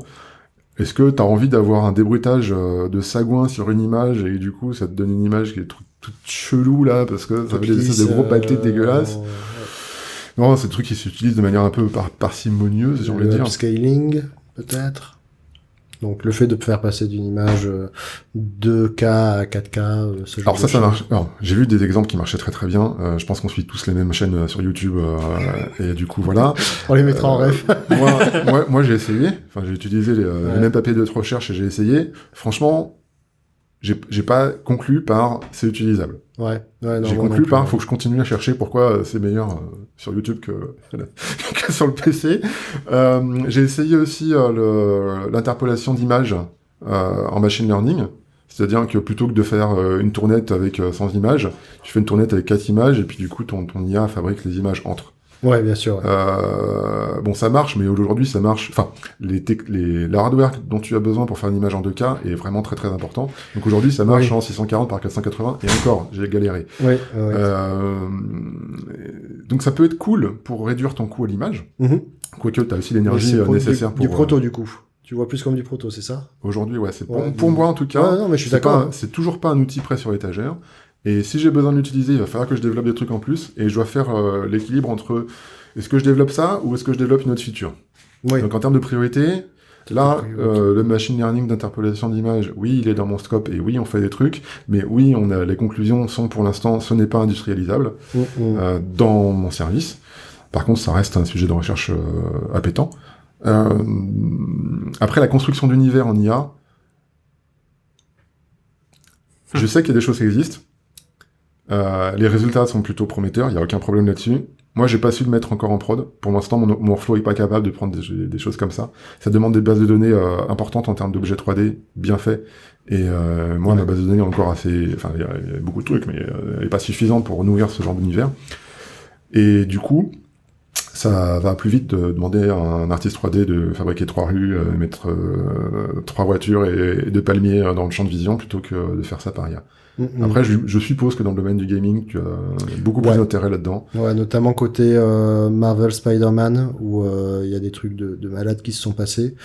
Côté Ubisoft aussi. T'as des scènes, je sais pas comment ils ont sorti. Non, je sais pas non plus. Et puis régénérer chaque nuit. Régulièrement, je dois récupérer des bases de données de New York ou de grandes villes, et je suis confronté du coup à où je vais chercher ma donnée d'origine, comment mettre des textures, des matériaux dessus à peu près intelligents, et avoir un niveau un LOD qui est à peu près cohérent par rapport à mon point de vue de caméra. Ouais. Je sais pas comment ils ont fait. Level of details. Oui. Alors c'est formidable tout ça, mais c'est de la recherche. Ouais. Comment est-ce que concrètement dans l'industrie comment ça se des matérialise VFX, dans l'industrie du cinéma d'animation, alors on parle un peu du jeu aussi, mais là il y a une petite chose un peu particulière par rapport à la tech, mais comment est-ce que concrètement ça rentre dans les workflows de studio? C'est super simple, t'appelles ton TD et il te le fait en 2 secondes. Il va te faire un bout de Python là. Tu fais un ticket et c'est fait. Voilà. Non, mais je veux dire... Chaque boîte fonctionne différemment, mais je pense que la meilleure façon de fonctionner, c'est quand t'as un département recherche qui va te faire des proof of concept, et une fois que le concept est validé, tu le mets en prod. Et la partie mettre en prod, c'est un travail en soi. D'accord, mais du coup, il va aller chercher, c'est donc au département R&D d'aller... Ouais. Regarder justement ces papiers, ces softs. C'est mon point de vue personnel. C'est-à-dire que tu as des opportunités qui sortent en papier de recherche ou pas en papier, et du coup tu le fais déjà en workflow et tu dois le développer à la R&D.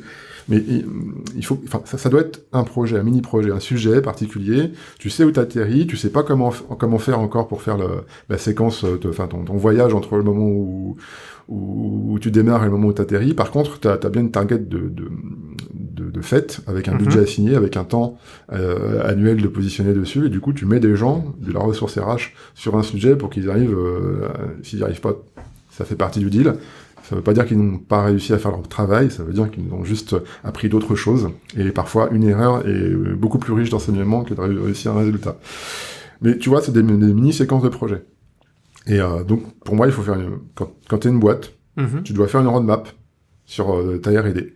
Et dans ta roadmap, tu dois assigner des ressources. Et à ce moment-là, tes ressources, ça font uniquement ça. C'est pas un tour de prod que tu fais de la R&D. Enfin, tu peux en faire, mais c'est pas la même chose si tu travailles 1 semaine ou 3 jours sur un truc que si t'as ton année entière à trouver comment faire les meilleurs matériaux du monde pour Mister Indestructible. On sait rien. Enfin, je raconte n'importe quoi, mais peu importe le sujet. Moi, je sais qu'il y a pas mal de boîtes depuis 2019 qui se sont dit tiens, on va changer notre workflow et on va mettre un peu de temps réel à l'intérieur pour afficher nos VFX. Celles qui ont réussi, c'est celles qui ont mis les moyens RH derrière. R&D, tu veux dire ? Les moyens humains, pardon. Oui, d'accord, ok. Ouais. Ça veut dire qu'ils ont recruté... soit recruter la R&D, soit dit à leur TD qui était vraiment un mec axé R&D. Ouais. Tu sors de la prod parce que ça marche très bien ton truc et on va mettre juste un dev. On va mettre un dev à ta place parce qu'il n'y a plus besoin rien d'inventer, il y a juste besoin de faire du management du support. Ouais. Et puis ils l'ont propulsé à la R&D. Le mec, cool. D'accord. C'est bon, ninja, il est dans tous les sens, il s'éclate quoi. Je pense que les devs qui sont capables d'innover avec des solutions pratiques en prod sont aussi capables d'innover à la R&D. Ouais. Et de la même manière, là je parle de dev, mais c'est pareil pour un Infoc 3D qui aurait une vision un peu singulière de la façon de fabriquer un matériau, ou un rendu, ou un machin, ou une modé. La modélisation automatique autour du generative design lié au nœud de modélisation qu'on peut utiliser dans les outils, dans les DCC, c'est aussi un truc génial. Et les gens qui sont capables de penser de cette manière-là, de rationaliser une méthode de modélisation, ça devient une richesse hallucinante. Et si on les laisse juste à être opérateurs pour fabriquer des kikis dans une animation, c'est dommage. J'en profite d'ailleurs pour citer la fabuleuse Anastasia Opara, qui est une artiste de génération procédurale comme ça, et elle a ce truc-là, et c'est fascinant de voir ces Moi, j'ai rencontré des gens en prod incroyable. Qui fabriquaient, je sais plus, des fenêtres, je crois. Et en fait, il avait fait une méthode qui faisait toutes les fenêtres du monde. Et en 3 clics, il n'avait pas besoin de ce plugin, en 3 clics, il se faisait toutes les fenêtres du monde. Du coup, pour habiller des villes, c'était pratique, quoi. Bah, mais Tu évidemment. prenais le même gars, tu lui demandais de faire du dépliage du V, il était nul. C'était horrible. Non, mais c'est vrai. Mais du coup, alors, ce qui veut dire qu'on se bat... Parce que les recherches, pour moi, excusez-moi, hein, je suis un peu neuneux, mais les recherches, c'est quoi?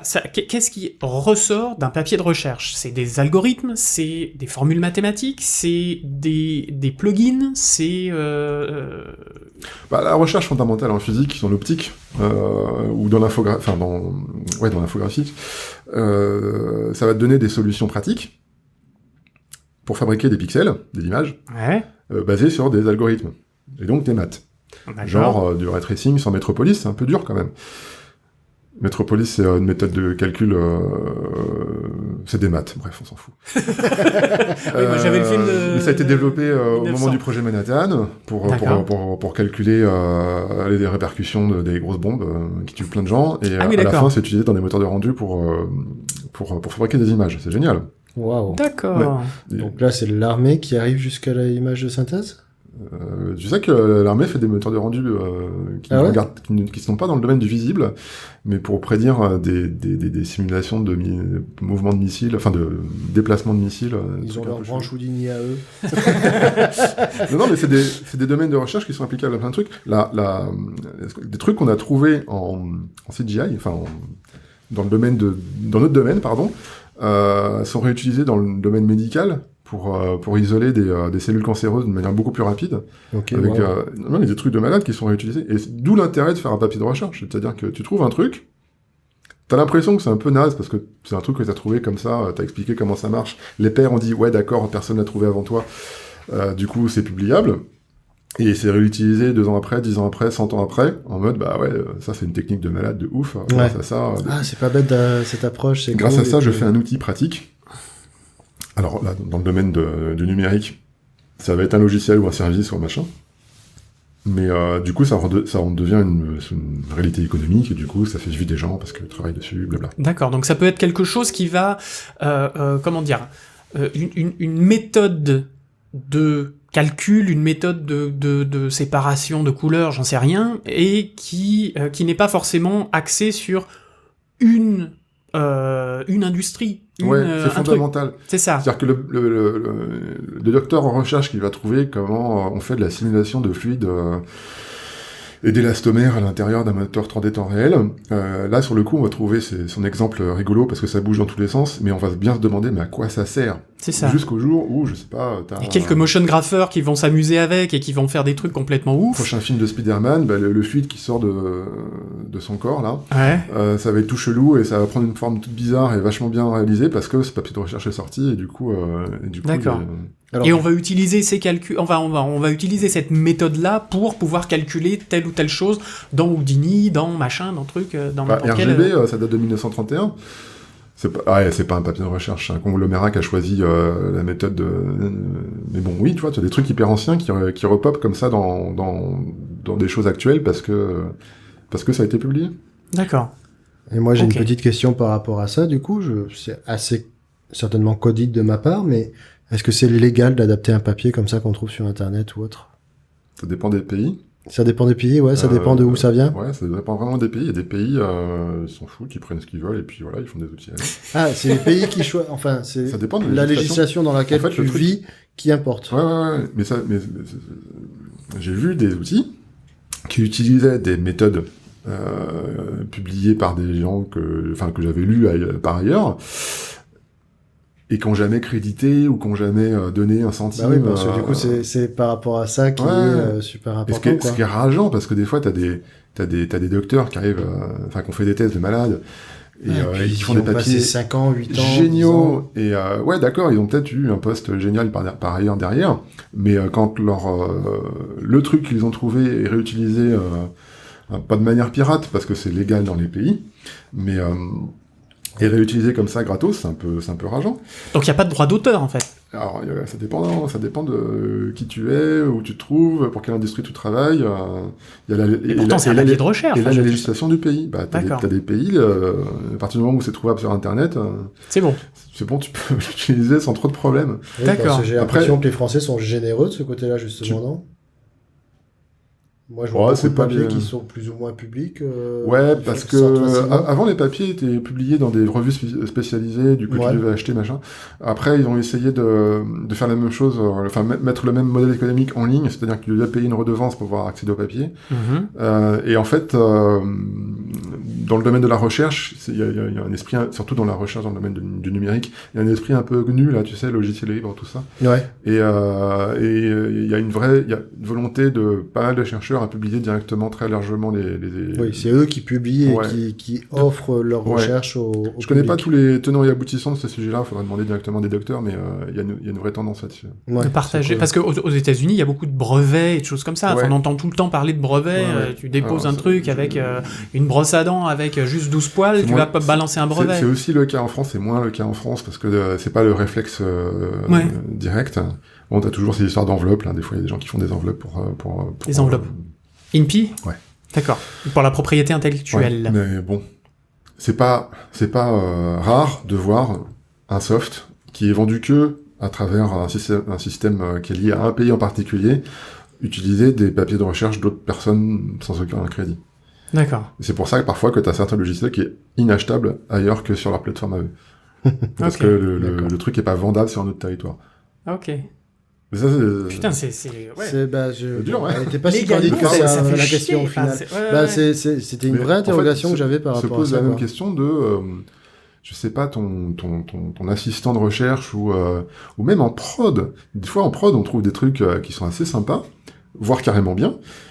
C'est pas du tout pour dénigrer la prod que je dis ça, mais t'as ton pote de galère où t'as fait quelques nuits blanches avec pour déployer un truc qui sort parce qu'il se fait tège ou parce qu'il a envie de travailler à Montpellier plutôt qu'à Paris et qui redéploie la solution que vous avez trouvée ensemble. Mhm. T'as pas déposé de brevet, bah ma cache quoi. Tu vas dans le baba. En plus, Évidemment. dans le domaine du logiciel, c'est un peu particulier un brevet. C'est la méthode que tu dois déposer et pas le code en lui-même.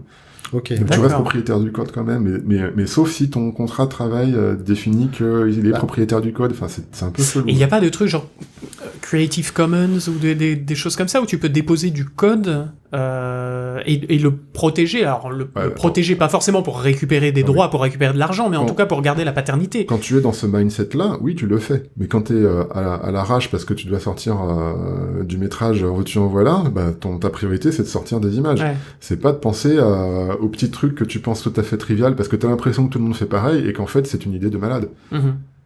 Mais oui, Parce que ton mindset, c'est pas... Enfin, Ouais, à ce ouais, moment-là, ouais. c'est juste de finir avant la fin de la semaine et de livrer en temps et en heure ton client.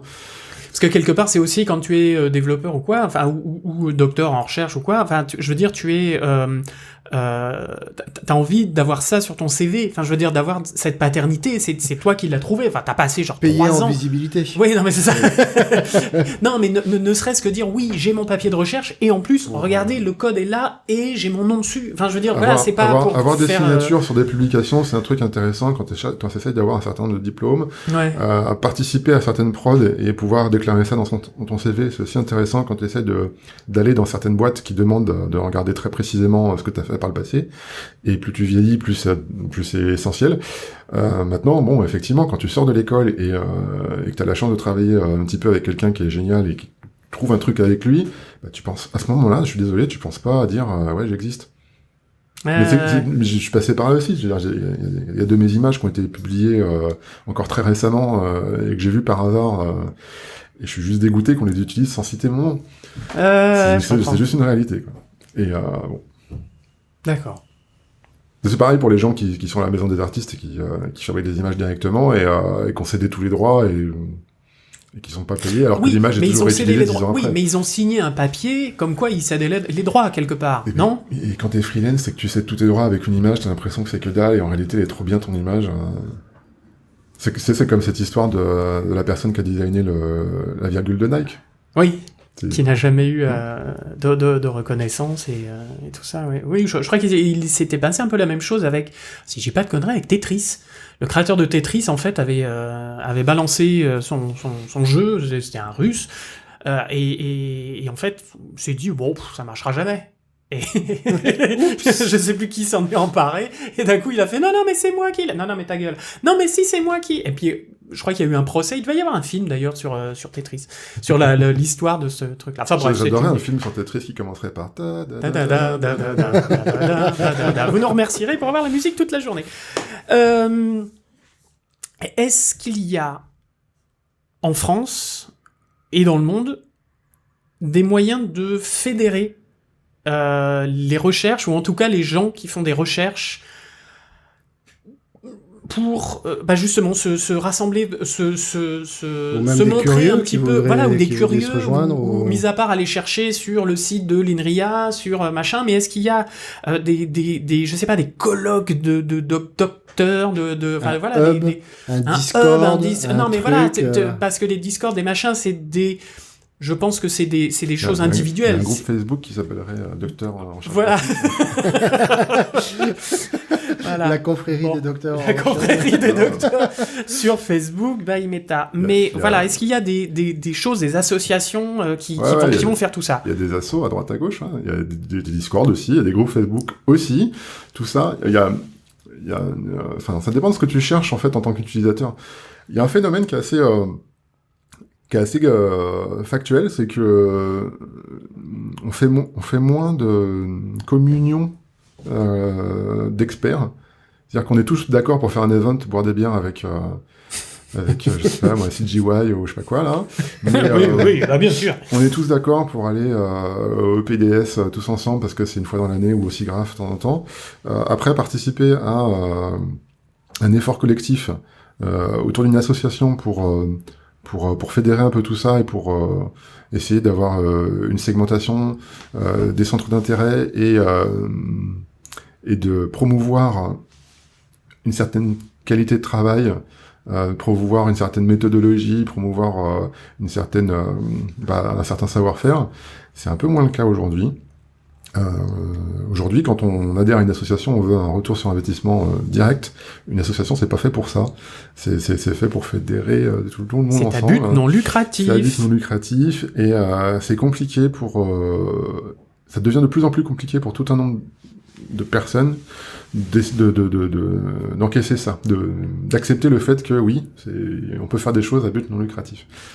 Et oui, puis ne serait-ce que partager. Enfin voilà, tu parlais de partage, tu parlais de choses comme ça. Enfin, à travers l'éducation. Le partage, aussi, c'est pas juste, important. je mets ça à disposition, démerdez-vous. C'est aussi, on va se rencontrer, on va regarder. Alors voilà, et du coup de rencontrer d'autres personnes et d'un coup deux docteurs qui ne se seraient jamais rencontrés d'une autre manière, ou en tout cas beaucoup plus compliquée, d'un coup se disent mais tu travailles là-dessus, attends, on va peut-être faire un troisième truc, chacun son truc, vrai truc synergique, fusion, et après voilà, non mais et faire un truc formidable. On est quand même dans un marché de niche, tout le monde se connaît grosso modo. Oui, le monde est petit. C'est assez rare de pas au moins connaître un nom ou une thèse, machin.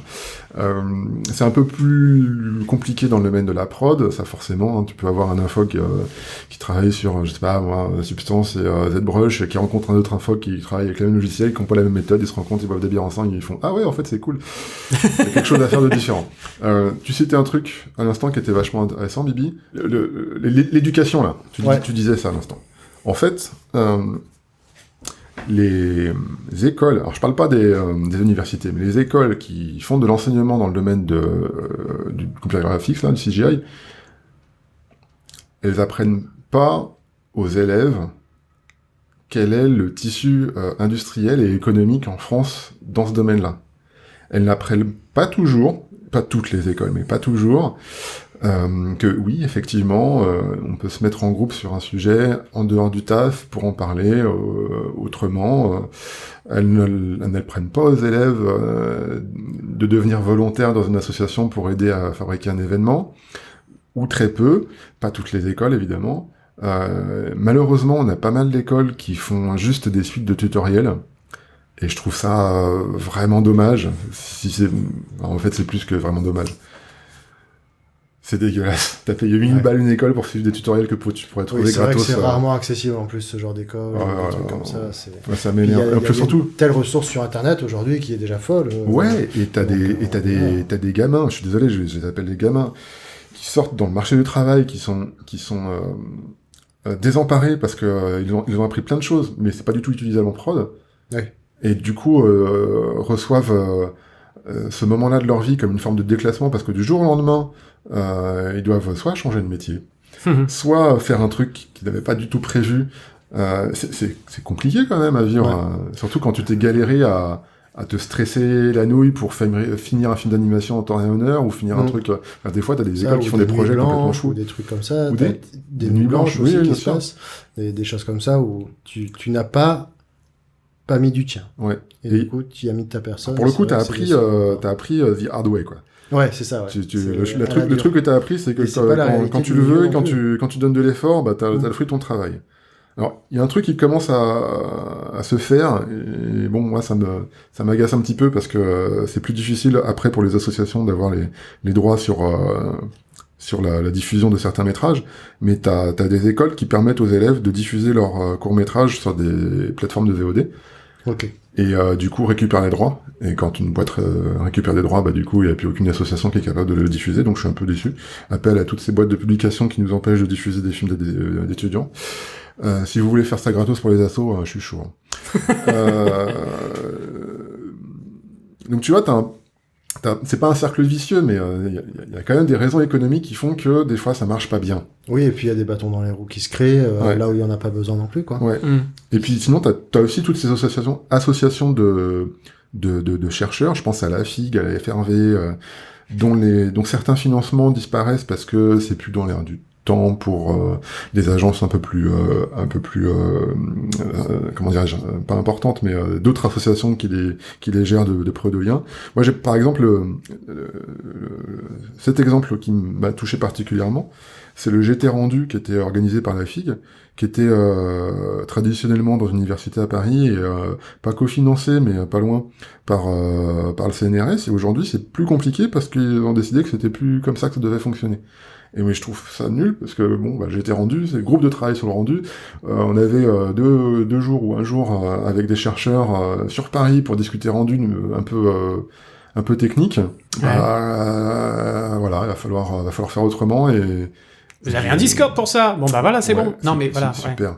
Non, d'accord. C'est pas super. cool. En plus, le truc, en même temps, t'as Allegorithmic qui se fait racheter par Adobe, et du coup, t'as plein de chercheurs super cool qui changent un petit peu d'orientation. Enfin, en tout cas, leur intérêt, leur priorité, c'est plus forcément les mêmes. Et on se demande où ils sont tous ces chercheurs. Et oui, ils sont dans des solutions propriétaires et ils sont plus dans de la recherche et dans en du partage. J'ai envie de dire parce que non mais si la France est pas capable de donner suffisamment de thunes à un chercheur pour le garder proprement, bah c'est normal qu'il parte chercher un salaire et une vie plus clémente ailleurs. Ouais. C'est dommage. Mais bon, la vie, quoi. Mais c'est une conséquence de cet état d'esprit. Qu'est-ce que tu penses qu'il faudrait pour que ça change ? Pour qu'il y ait justement, enfin voilà, que... Honnêtement, je pense qu'il y a un problème de génération, là. Je pense que les méthodes de communication et les habitudes des gens qui décident, ça a changé trop vite et du coup ça marche plus. Il y a un truc qui marche pas là. Et d'un côté t'as des boomers ou des vieux, comme moi, des gens qui ont des cheveux gris. Je vois pas de quoi tu parles. Et qui décident, qui comprennent plus les néophytes, ou en tout cas qui ne comprennent plus les jeunes, avec des les jeunes, ça. Et du coup, on a l'impression de dire, de toute manière, on nous a demandé de faire attention au budget, donc on va faire attention au budget. C'est qui ceux-là ? Ils sont pas nombreux, vas-y, on s'en fout. Tu tèges. Tu tèges une ligne budgétaire d'une quinzaine de personnes. Ok, ça te paraît trivial, parce que tu gères des trucs super importants, mais en réalité, t'as juste coupé les ressources pour faire des événements sympas, ou pour dynamiser un domaine d'activité qui est pertinent, puisque ce sont des réalités économiques pour pas mal de boîtes et énormément de personnes. Je sais pas combien on est en tout dans le domaine en France, mais on a dépassé les 10K, je crois. Ok, wow. Ouais, on était autour de 8000 il y a 4 ans. Il y a du monde, hein. Ouais, il y a du monde. Après, il y a un turnover qui est pas mal, notamment chez les opérateurs. Parce que, voilà, réalité économique aussi, il y a un moment donné où, quand t'as envie d'acheter un appart et que t'as des gamins et du coup, voilà, et tu travailles plus à la piche comme avant, t'as pas envie de faire des nuits blanches parce que t'en fais déjà. Et du coup, tu te poses réellement la question, est-ce que je décide de continuer à travailler pour une boîte de VFX où c'est absolument génial, j'adore ce que je fais, je suis hyper compétent, ou est-ce que tu prends un petit taf avec le même niveau de salaire, mais tu finis à 18h, tu fermes le laptop et c'est bon, quoi. Waouh. Ça pose la question. Ouais, Et c'est vrai réalité pour que pas mal de gens. Je pense que c'est une émission entière d'ailleurs qu'on pourrait faire là-dessus parce que c'est un sujet qui est très important d'ailleurs. L'investissement. Et après, est-ce que tu penses qu'il y a vraiment besoin d'un investissement énorme à part de ton taf pour ce genre de choses? Pour fédérer, tu veux dire? Pour fédérer. Et pour... En fait, c'est... Enfin, tu vois, Pas s'il Roger, y a hein. une association... Hein? Pas Roger, hein. Pas Roger. Oui, Roger Federer. Oui, non, c'est bon. spécial pour ça, là. Faudrait qu'on la pense. C'était la blague à Bibi.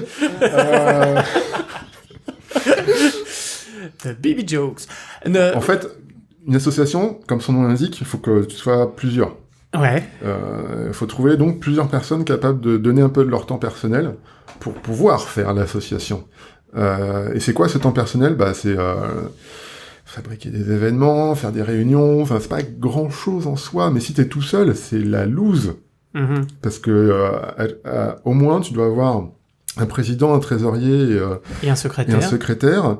Et bien souvent dans les assos, en fait, le président qui fait tout. Et je suis désolé, on a tous un taf, on a tous une vie à côté. Plus il y a une nuit blanche à gérer. Voilà. Parfois, c'est juste impossible quand tu te retrouves tout seul dans une asso à tout, parce que les gens se proposent et sont élus. Et si au final ils font rien, t'es en galère, quoi. Tu dois tout faire et tu t'improvises pas président d'une asso comme ça avec la candidature. Il y a des choses à apprendre, basiques, mais il y a des choses à apprendre. Et tu peux être hyper pertinent dans ton domaine d'activité. Ça veut pas dire que tu vas être très bon à gérer un événement ou à gérer une association. C'est des travaux qui sont complètement différents. Puis c'est un métier aussi à part entière parfois. Il y en a qui en font des métiers. Oui. Il y en a qui en font des métiers. Et puis en plus, c'est je crois que le CNC est une association à la base. Donc, quoi donc? Je crois que le CNC est une association. Ah ouais. D'accord. Enfin, il y a plein d'assauts comme ça. Mais non, puis en plus, je veux dire, c'est quand tu t'investis dans une association en étant membre ou en étant dans les comme tu disais dans les trois ou 6 d'ailleurs, hein, parce qu'il y a des co-présidents, machin. C'est effectivement un investissement, donc il faut que tu fasses des choses, mais tu n'es pas obligé de faire des choses 4 heures par jour. Mais non. Enfin, déjà, juste un petit peu, 2 heures par semaine, c'est déjà pas mal. C'est génial, même. C'est énorme, déjà. C'est super. Ne serait-ce que de faire un visuel pour une newsletter ou participer, je sais pas, moi, à appeler toutes les salles de concert, les bars, pour savoir où est-ce que tu peux diffuser la 3D ou des trucs. Rien que ça prend un temps qui est non compressible. Et juste aider à faire ça, c'est super cool. Donc c'est une certaine organisation. L'association, c'est quoi? C'est quelque part, c'est la volonté de faire société. Et du coup, de participer à un objectif commun. Le truc, c'est qu'il y a un manque de compréhension de qu'est-ce qu'une association du public, parce qu'aujourd'hui, c'est plus facile d'aller sur YouTube ou de taper des mots-clés dans Google pour avoir accès à une information que ça l'était par le passé. Par le passé, il fallait transporter les vidéos 3D par Betacam avec des coursiers spécifiques et signer avec ton sang pour avoir accès à 2 minutes 30. Voilà, non mais ouais. Alors qu'aujourd'hui, tu vas sur YouTube et t'as déjà du 4K et tout va bien, merci madame. C'est passé directement l'ordinateur du créateur au spectateur. Du coup, dans ce cadre-là, ouais, c'est un peu chelou. Mais faire société, c'est important. Parce qu'il y a déjà le côté sympa de communier un petit peu avec des gens qui sont dans le même domaine que toi, mais il y a toute cette richesse que tu peux retrouver à participer à quelque chose, à avoir une aventure commune sur une thématique en particulier. C'est même beaucoup plus intéressant de participer à la création d'un event que de participer à l'event lui-même. Parce que t'as galéré pour chercher la bonne salle, le bon métrage, la bonne personne. Il y a des histoires qui se créent. Ça peut être super cool. Il y a Before, il y a l'Alphader aussi, qui sont toujours assez sympas. Et c'est pas forcément des trucs d'anthologie, mais t'as des rencontres qui se font, t'as des amitiés qui se créent, enfin, des souvenirs, des choses comme ça. va au-delà, au-delà du boulot. Au-delà de juste, t'as envie d'en savoir plus sur un domaine d'activité, ou t'as envie de briller un peu plus, parce que voilà, quand tu fais un event, c'est aussi ça. Tiens, d'ailleurs, par rapport à ça, parce que dans les auditeurs, on a des gens qui n'y connaissent rien non plus à la CG ou quoi que ce soit. Est-ce que les gens qui sont curieux ont leur place aussi? Mais carrément. Enfin, moi, il y a eu des gens au Paris CMC Graph, typiquement, qui avaient rien à voir avec la 3D, mais qui ont été des membres actifs pendant des années et des années. Et je les remercie tendrement, d'ailleurs, parce que sans eux... c'est trop cool. Voilà, l'assaut n'aurait pas résisté comme ça. Mais et ouais, tu peux juste être curieux et venir, c'est cool déjà. Ouais, bah c'était une vraie question, parce que du coup, là, on est un podcast orienté CG, etc., mais la volonté est aussi d'ouvrir et de pouvoir l'ouvrir à des gens qui ne connaissent pas du tout ce milieu-là, qui sont pas du tout familiers avec ce monde-là, qui est un monde de passionnés. L'autre fois, j'ai discuté avec un mec, pâtissier, le garçon, et en fait, il savait que je faisais un petit peu de 3D, et il me chauffe sur les impressions 3D. Est-ce que je peux mettre de la crème pâtissière dans une imprimante 3D et faire des trucs avec Et j'avais vu un papier avec du chocolat comme ça, là. Ouais.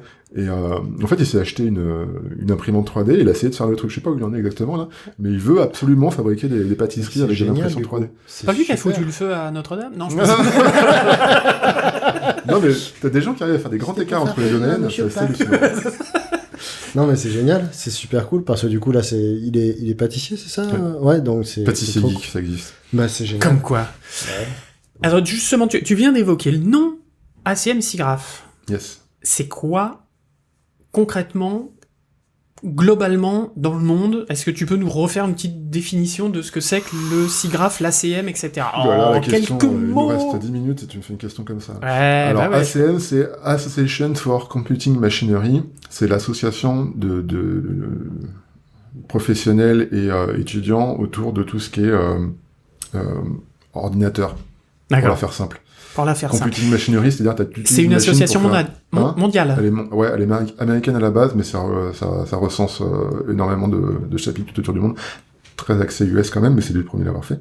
D'accord. Il y a des chapitres, donc t'as un ACM pour les gens qui font du design, de l'UX design, pardon. T'as des ACM pour des gens qui font de la recherche médicale, t'as des ACM pour plein de trucs. Il y en a un, c'est SIGGRAPH. SIGGRAPH, c'est la partie graphique, c'est-à-dire la fabrication d'images, avec un ordinateur. Et ACM SIGGRAPH produit un événement annuel qui est la grande messe avec l'Eurographics des technos qu'on utilise. C'est un pèlerinage complet pour tous les gens du milieu, là. Pardon ? C'est un vrai pèlerinage pour les gens du milieu qui vont s'y retrouver. Oui, c'est un pèlerinage dans le sens où tu te retrouves pour la première fois de ta vie avec des dizaines de milliers de personnes qui travaillent dans ton domaine et on te présente des trucs innovants, passionnants, énergisants pendant presque 3-4 jours en général, et puis souvent il y a un after et un before. Avec autour du salon des events liés aux gros industriels du domaine qui vont avoir envie de parler de telle chose, et du coup tu vas au salon, le soir tu manges avec des gens qui travaillent dans le domaine, la nuit tu fais d'autres events sur des technos de foufou, t'en prends plein les yeux pendant 4 jours, t'es érudit, alors c'est ce dont on avait parlé la dernière fois qu'on t'avait reçu, justement, ouais, ce fameux événement. Mais du coup, il est organisé par qui, cet événement? Alors, l'association ACM SIGGRAPH, c'est une asso américaine. Voilà. Qui est organisée en chapitres liés à des villes, pas à des pays. En France, on avait Paris ACM SIGGRAPH qui était une asso qui faisait la promotion, qui est une asso qui fait de la promotion de l'informatique graphique au sens large. T'as d'autres ACM qui sont liés plus à des universités dans certaines villes. Historiquement, c'est lié aux villes pour des raisons. Enfin, c'est lié parce que la forme de la géographie américaine, ça a plus de sens de faire ça par ville que par pays. Mais s'il y en a un côte est, côte ouest, ce genre de trucs. Ça permet d'aider un doctorant qui voudrait publier un papier à faire le voyage, parce que voilà, les paiements de tes adhésions permettent de donner une petite bourse pour payer ton avion ou ton hôtel pour aller de l'autre côté du monde présenter ton papier. Il y a deux événements, il y a le SIGGRAPH Asia et le SIGGRAPH d'origine qui est aux États-Unis. Vancouver, Los Angeles, Washington, avait été prévu pour Washington au début du Covid, puis en fait ça n'a pas été fait. Mais c'est souvent une année côte est, une année côte ouest. D'accord. Et c'est là qu'on voit tout le monde. C'est assez marrant parce que c'est là qu'on voit. Enfin, quand je vais au SIGGRAPH, c'est souvent là où je vois tous les Français. Parce qu'ils sont tous sur place et du coup c'est plus pratique de se voir sur un SIGGRAPH que de se voir à Paris, quoi. Ouais. Et pourquoi il y en a pas à Paris, à Berlin, pourquoi il y a pas un ACM SIGGRAPH? Parce que tu dis il y en a un en Asie, il y en a un aux États-Unis, pourquoi il y en a pas un en Europe? On a quand même, enfin, on en parlait encore avec dans l'émission de la VES. Il y a à Berlin, il y a à Londres, il y a Paris, il y a quand même des énormes pôles en Europe. Ouais. Bon, moi, l'Angleterre c'est autre chose, Brexit, ça lui... il y a des raisons qui doivent m'échapper.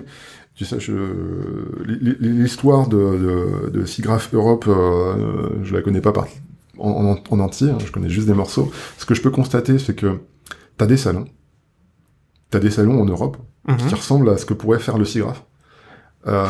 Mais ça s'appelle pas SIGGRAPH, c'est tout. Oui, c'est FMX, ce genre de choses. Eurographics, t'as des journées sur telle thématique, je pense aux journées de la couleur. Non mais c'est con, mais c'est vrai. La journée de la couleur. T'as des trucs autour du jeu vidéo, là, soit c'est organisé par des marques de logiciels, t'as la GDC, tout. Ouais. Ça existe, c'est juste que c'est morcelé. Oui, il n'y a pas de grands colloques. Il y a le PIDS aussi qui fait des trucs sympas. On est d'accord, mais il y en a quand même... Excuse-moi, hein, j'insiste, mais... je suis chiant. Il y en a quand même aussi aux États-Unis. Il y a le North by Northwest, etc. Non, je dis peut-être des conneries au niveau du jeu vidéo. Enfin, il y a plein de choses comme ça qui sont relativement de salons, de colloques, de machins qui sont techniques aussi aux États-Unis, de partout, de tout le temps, ou en Asie, etc. Je crois qu'il y a une échelle qui est différente en Europe, et il y a des industries qui sont spatialisées sur le territoire. J'entends par là que... j'utilise des mots trop bizarres. J'entends par là que t'as des boîtes de prod qui sont typiquement dans telle partie de l'Europe. Du coup, ça n'a pas de sens de le faire de l'autre côté de l'Europe, parce que c'est là que ça se passe, quoi. Quel est l'intérêt? Et du coup, t'as des salons qui pop, parce que, voilà, t'as une dizaine d'industriels qui sont dans le coin, et du coup, t'as les opérateurs qui vont avec, et les gens qui s'intéressent, qui sont là, et du coup, autant de le faire là. Et pourquoi l'appeler autrement et faire venir les gens de l'autre côté du monde? Parce que finalement, si leur intérêt c'est la prod d'animation 3D par exemple, pourquoi on demanderait à un docteur bulgare de venir sur place, vu qu'il lui fait du rendu et nous on fait de la prod d'animation? J'imagine.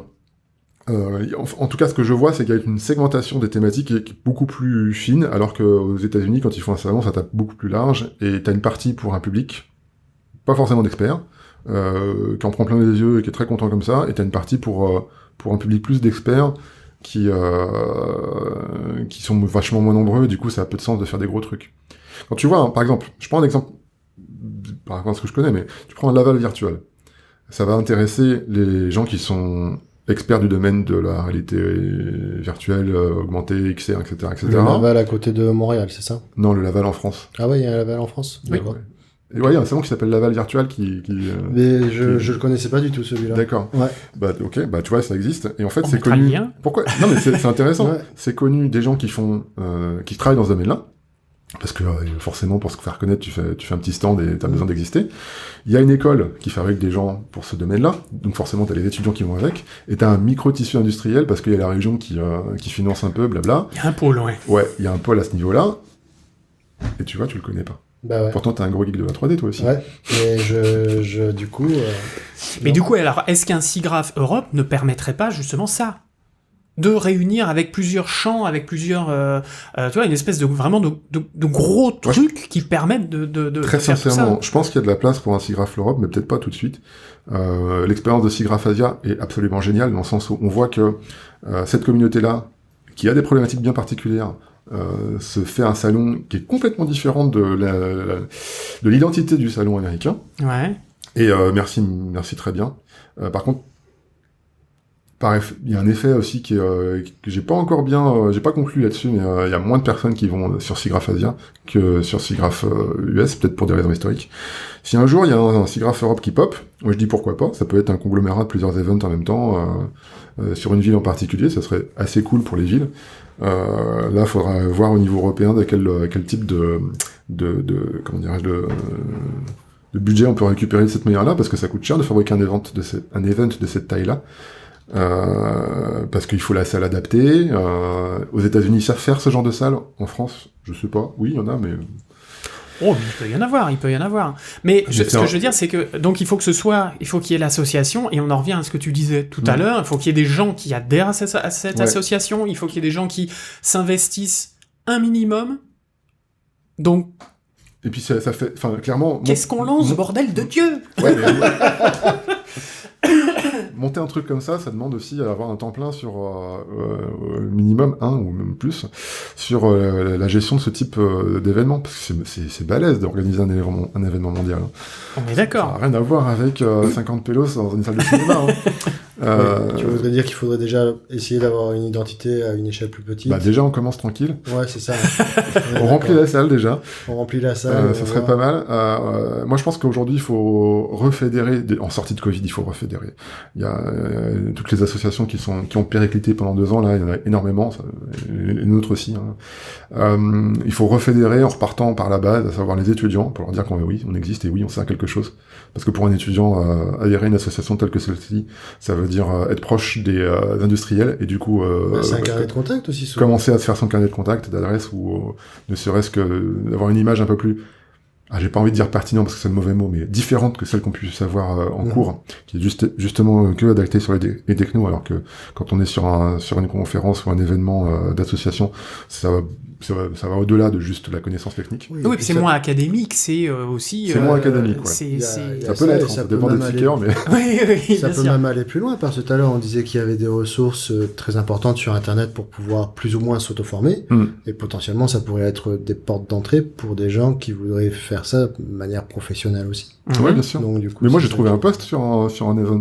Ah ouais, voilà, donc c'est génial. Je veux dire que j'ai assisté à une conférence c'était sur de la VR, je crois.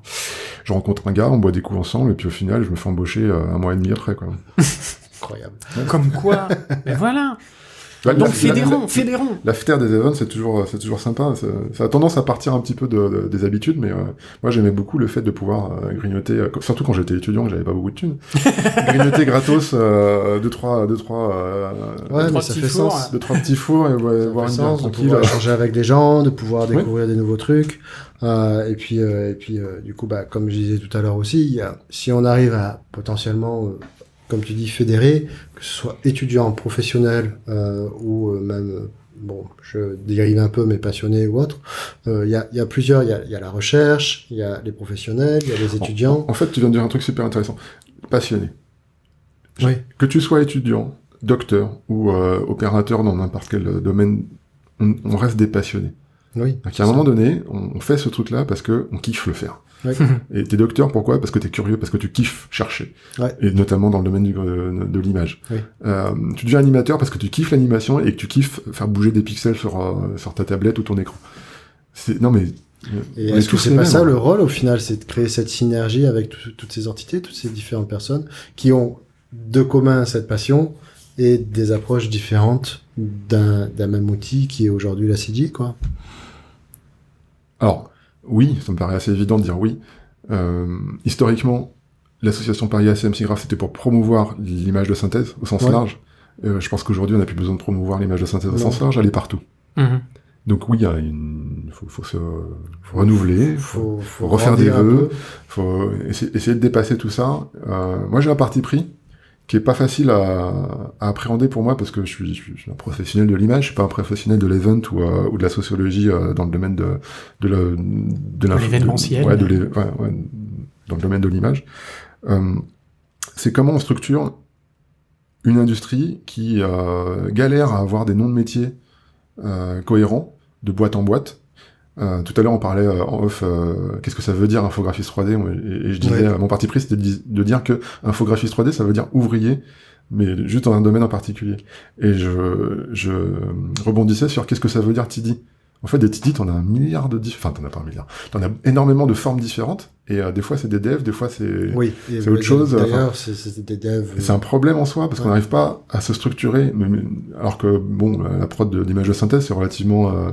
il y a un pattern qui est le même dans tous les domaines. Il y a des syndicats avec des noms de postes aussi et des fiches descriptives. Ouais. Ouais, il y a C'est ça, ça mais, qui est fou. mais Et on c'est se peu retrouve- connu on se retrouve, aussi. Tu vois que tout à l'heure, tu me posais la question, c'est quoi ton métier? J'ai mis 10 minutes à l'expliquer. Oui, oui, parce que serais tu fais plein de incapable choses. faire la même Ouais, chose aussi, ouais, bien c'est sûr. clair que... Et rassemble. Et rassembler tout ça, et essayer de donner un souffle sur l'identité de notre profession, c'est à mon avis essentiel. Bon, maintenant, il faut trouver les gens qui ont envie de participer à au même effort commun, au même effort de groupe, et de faire société, de faire association, quoi. Fédérer, parce qu'il y a plusieurs associations. Pourquoi ne pas les fédérer? Et Roger? C'est une... Oh merde, tu nous fais chier. Pourquoi ne pas les nadaliser? Non, mais oui.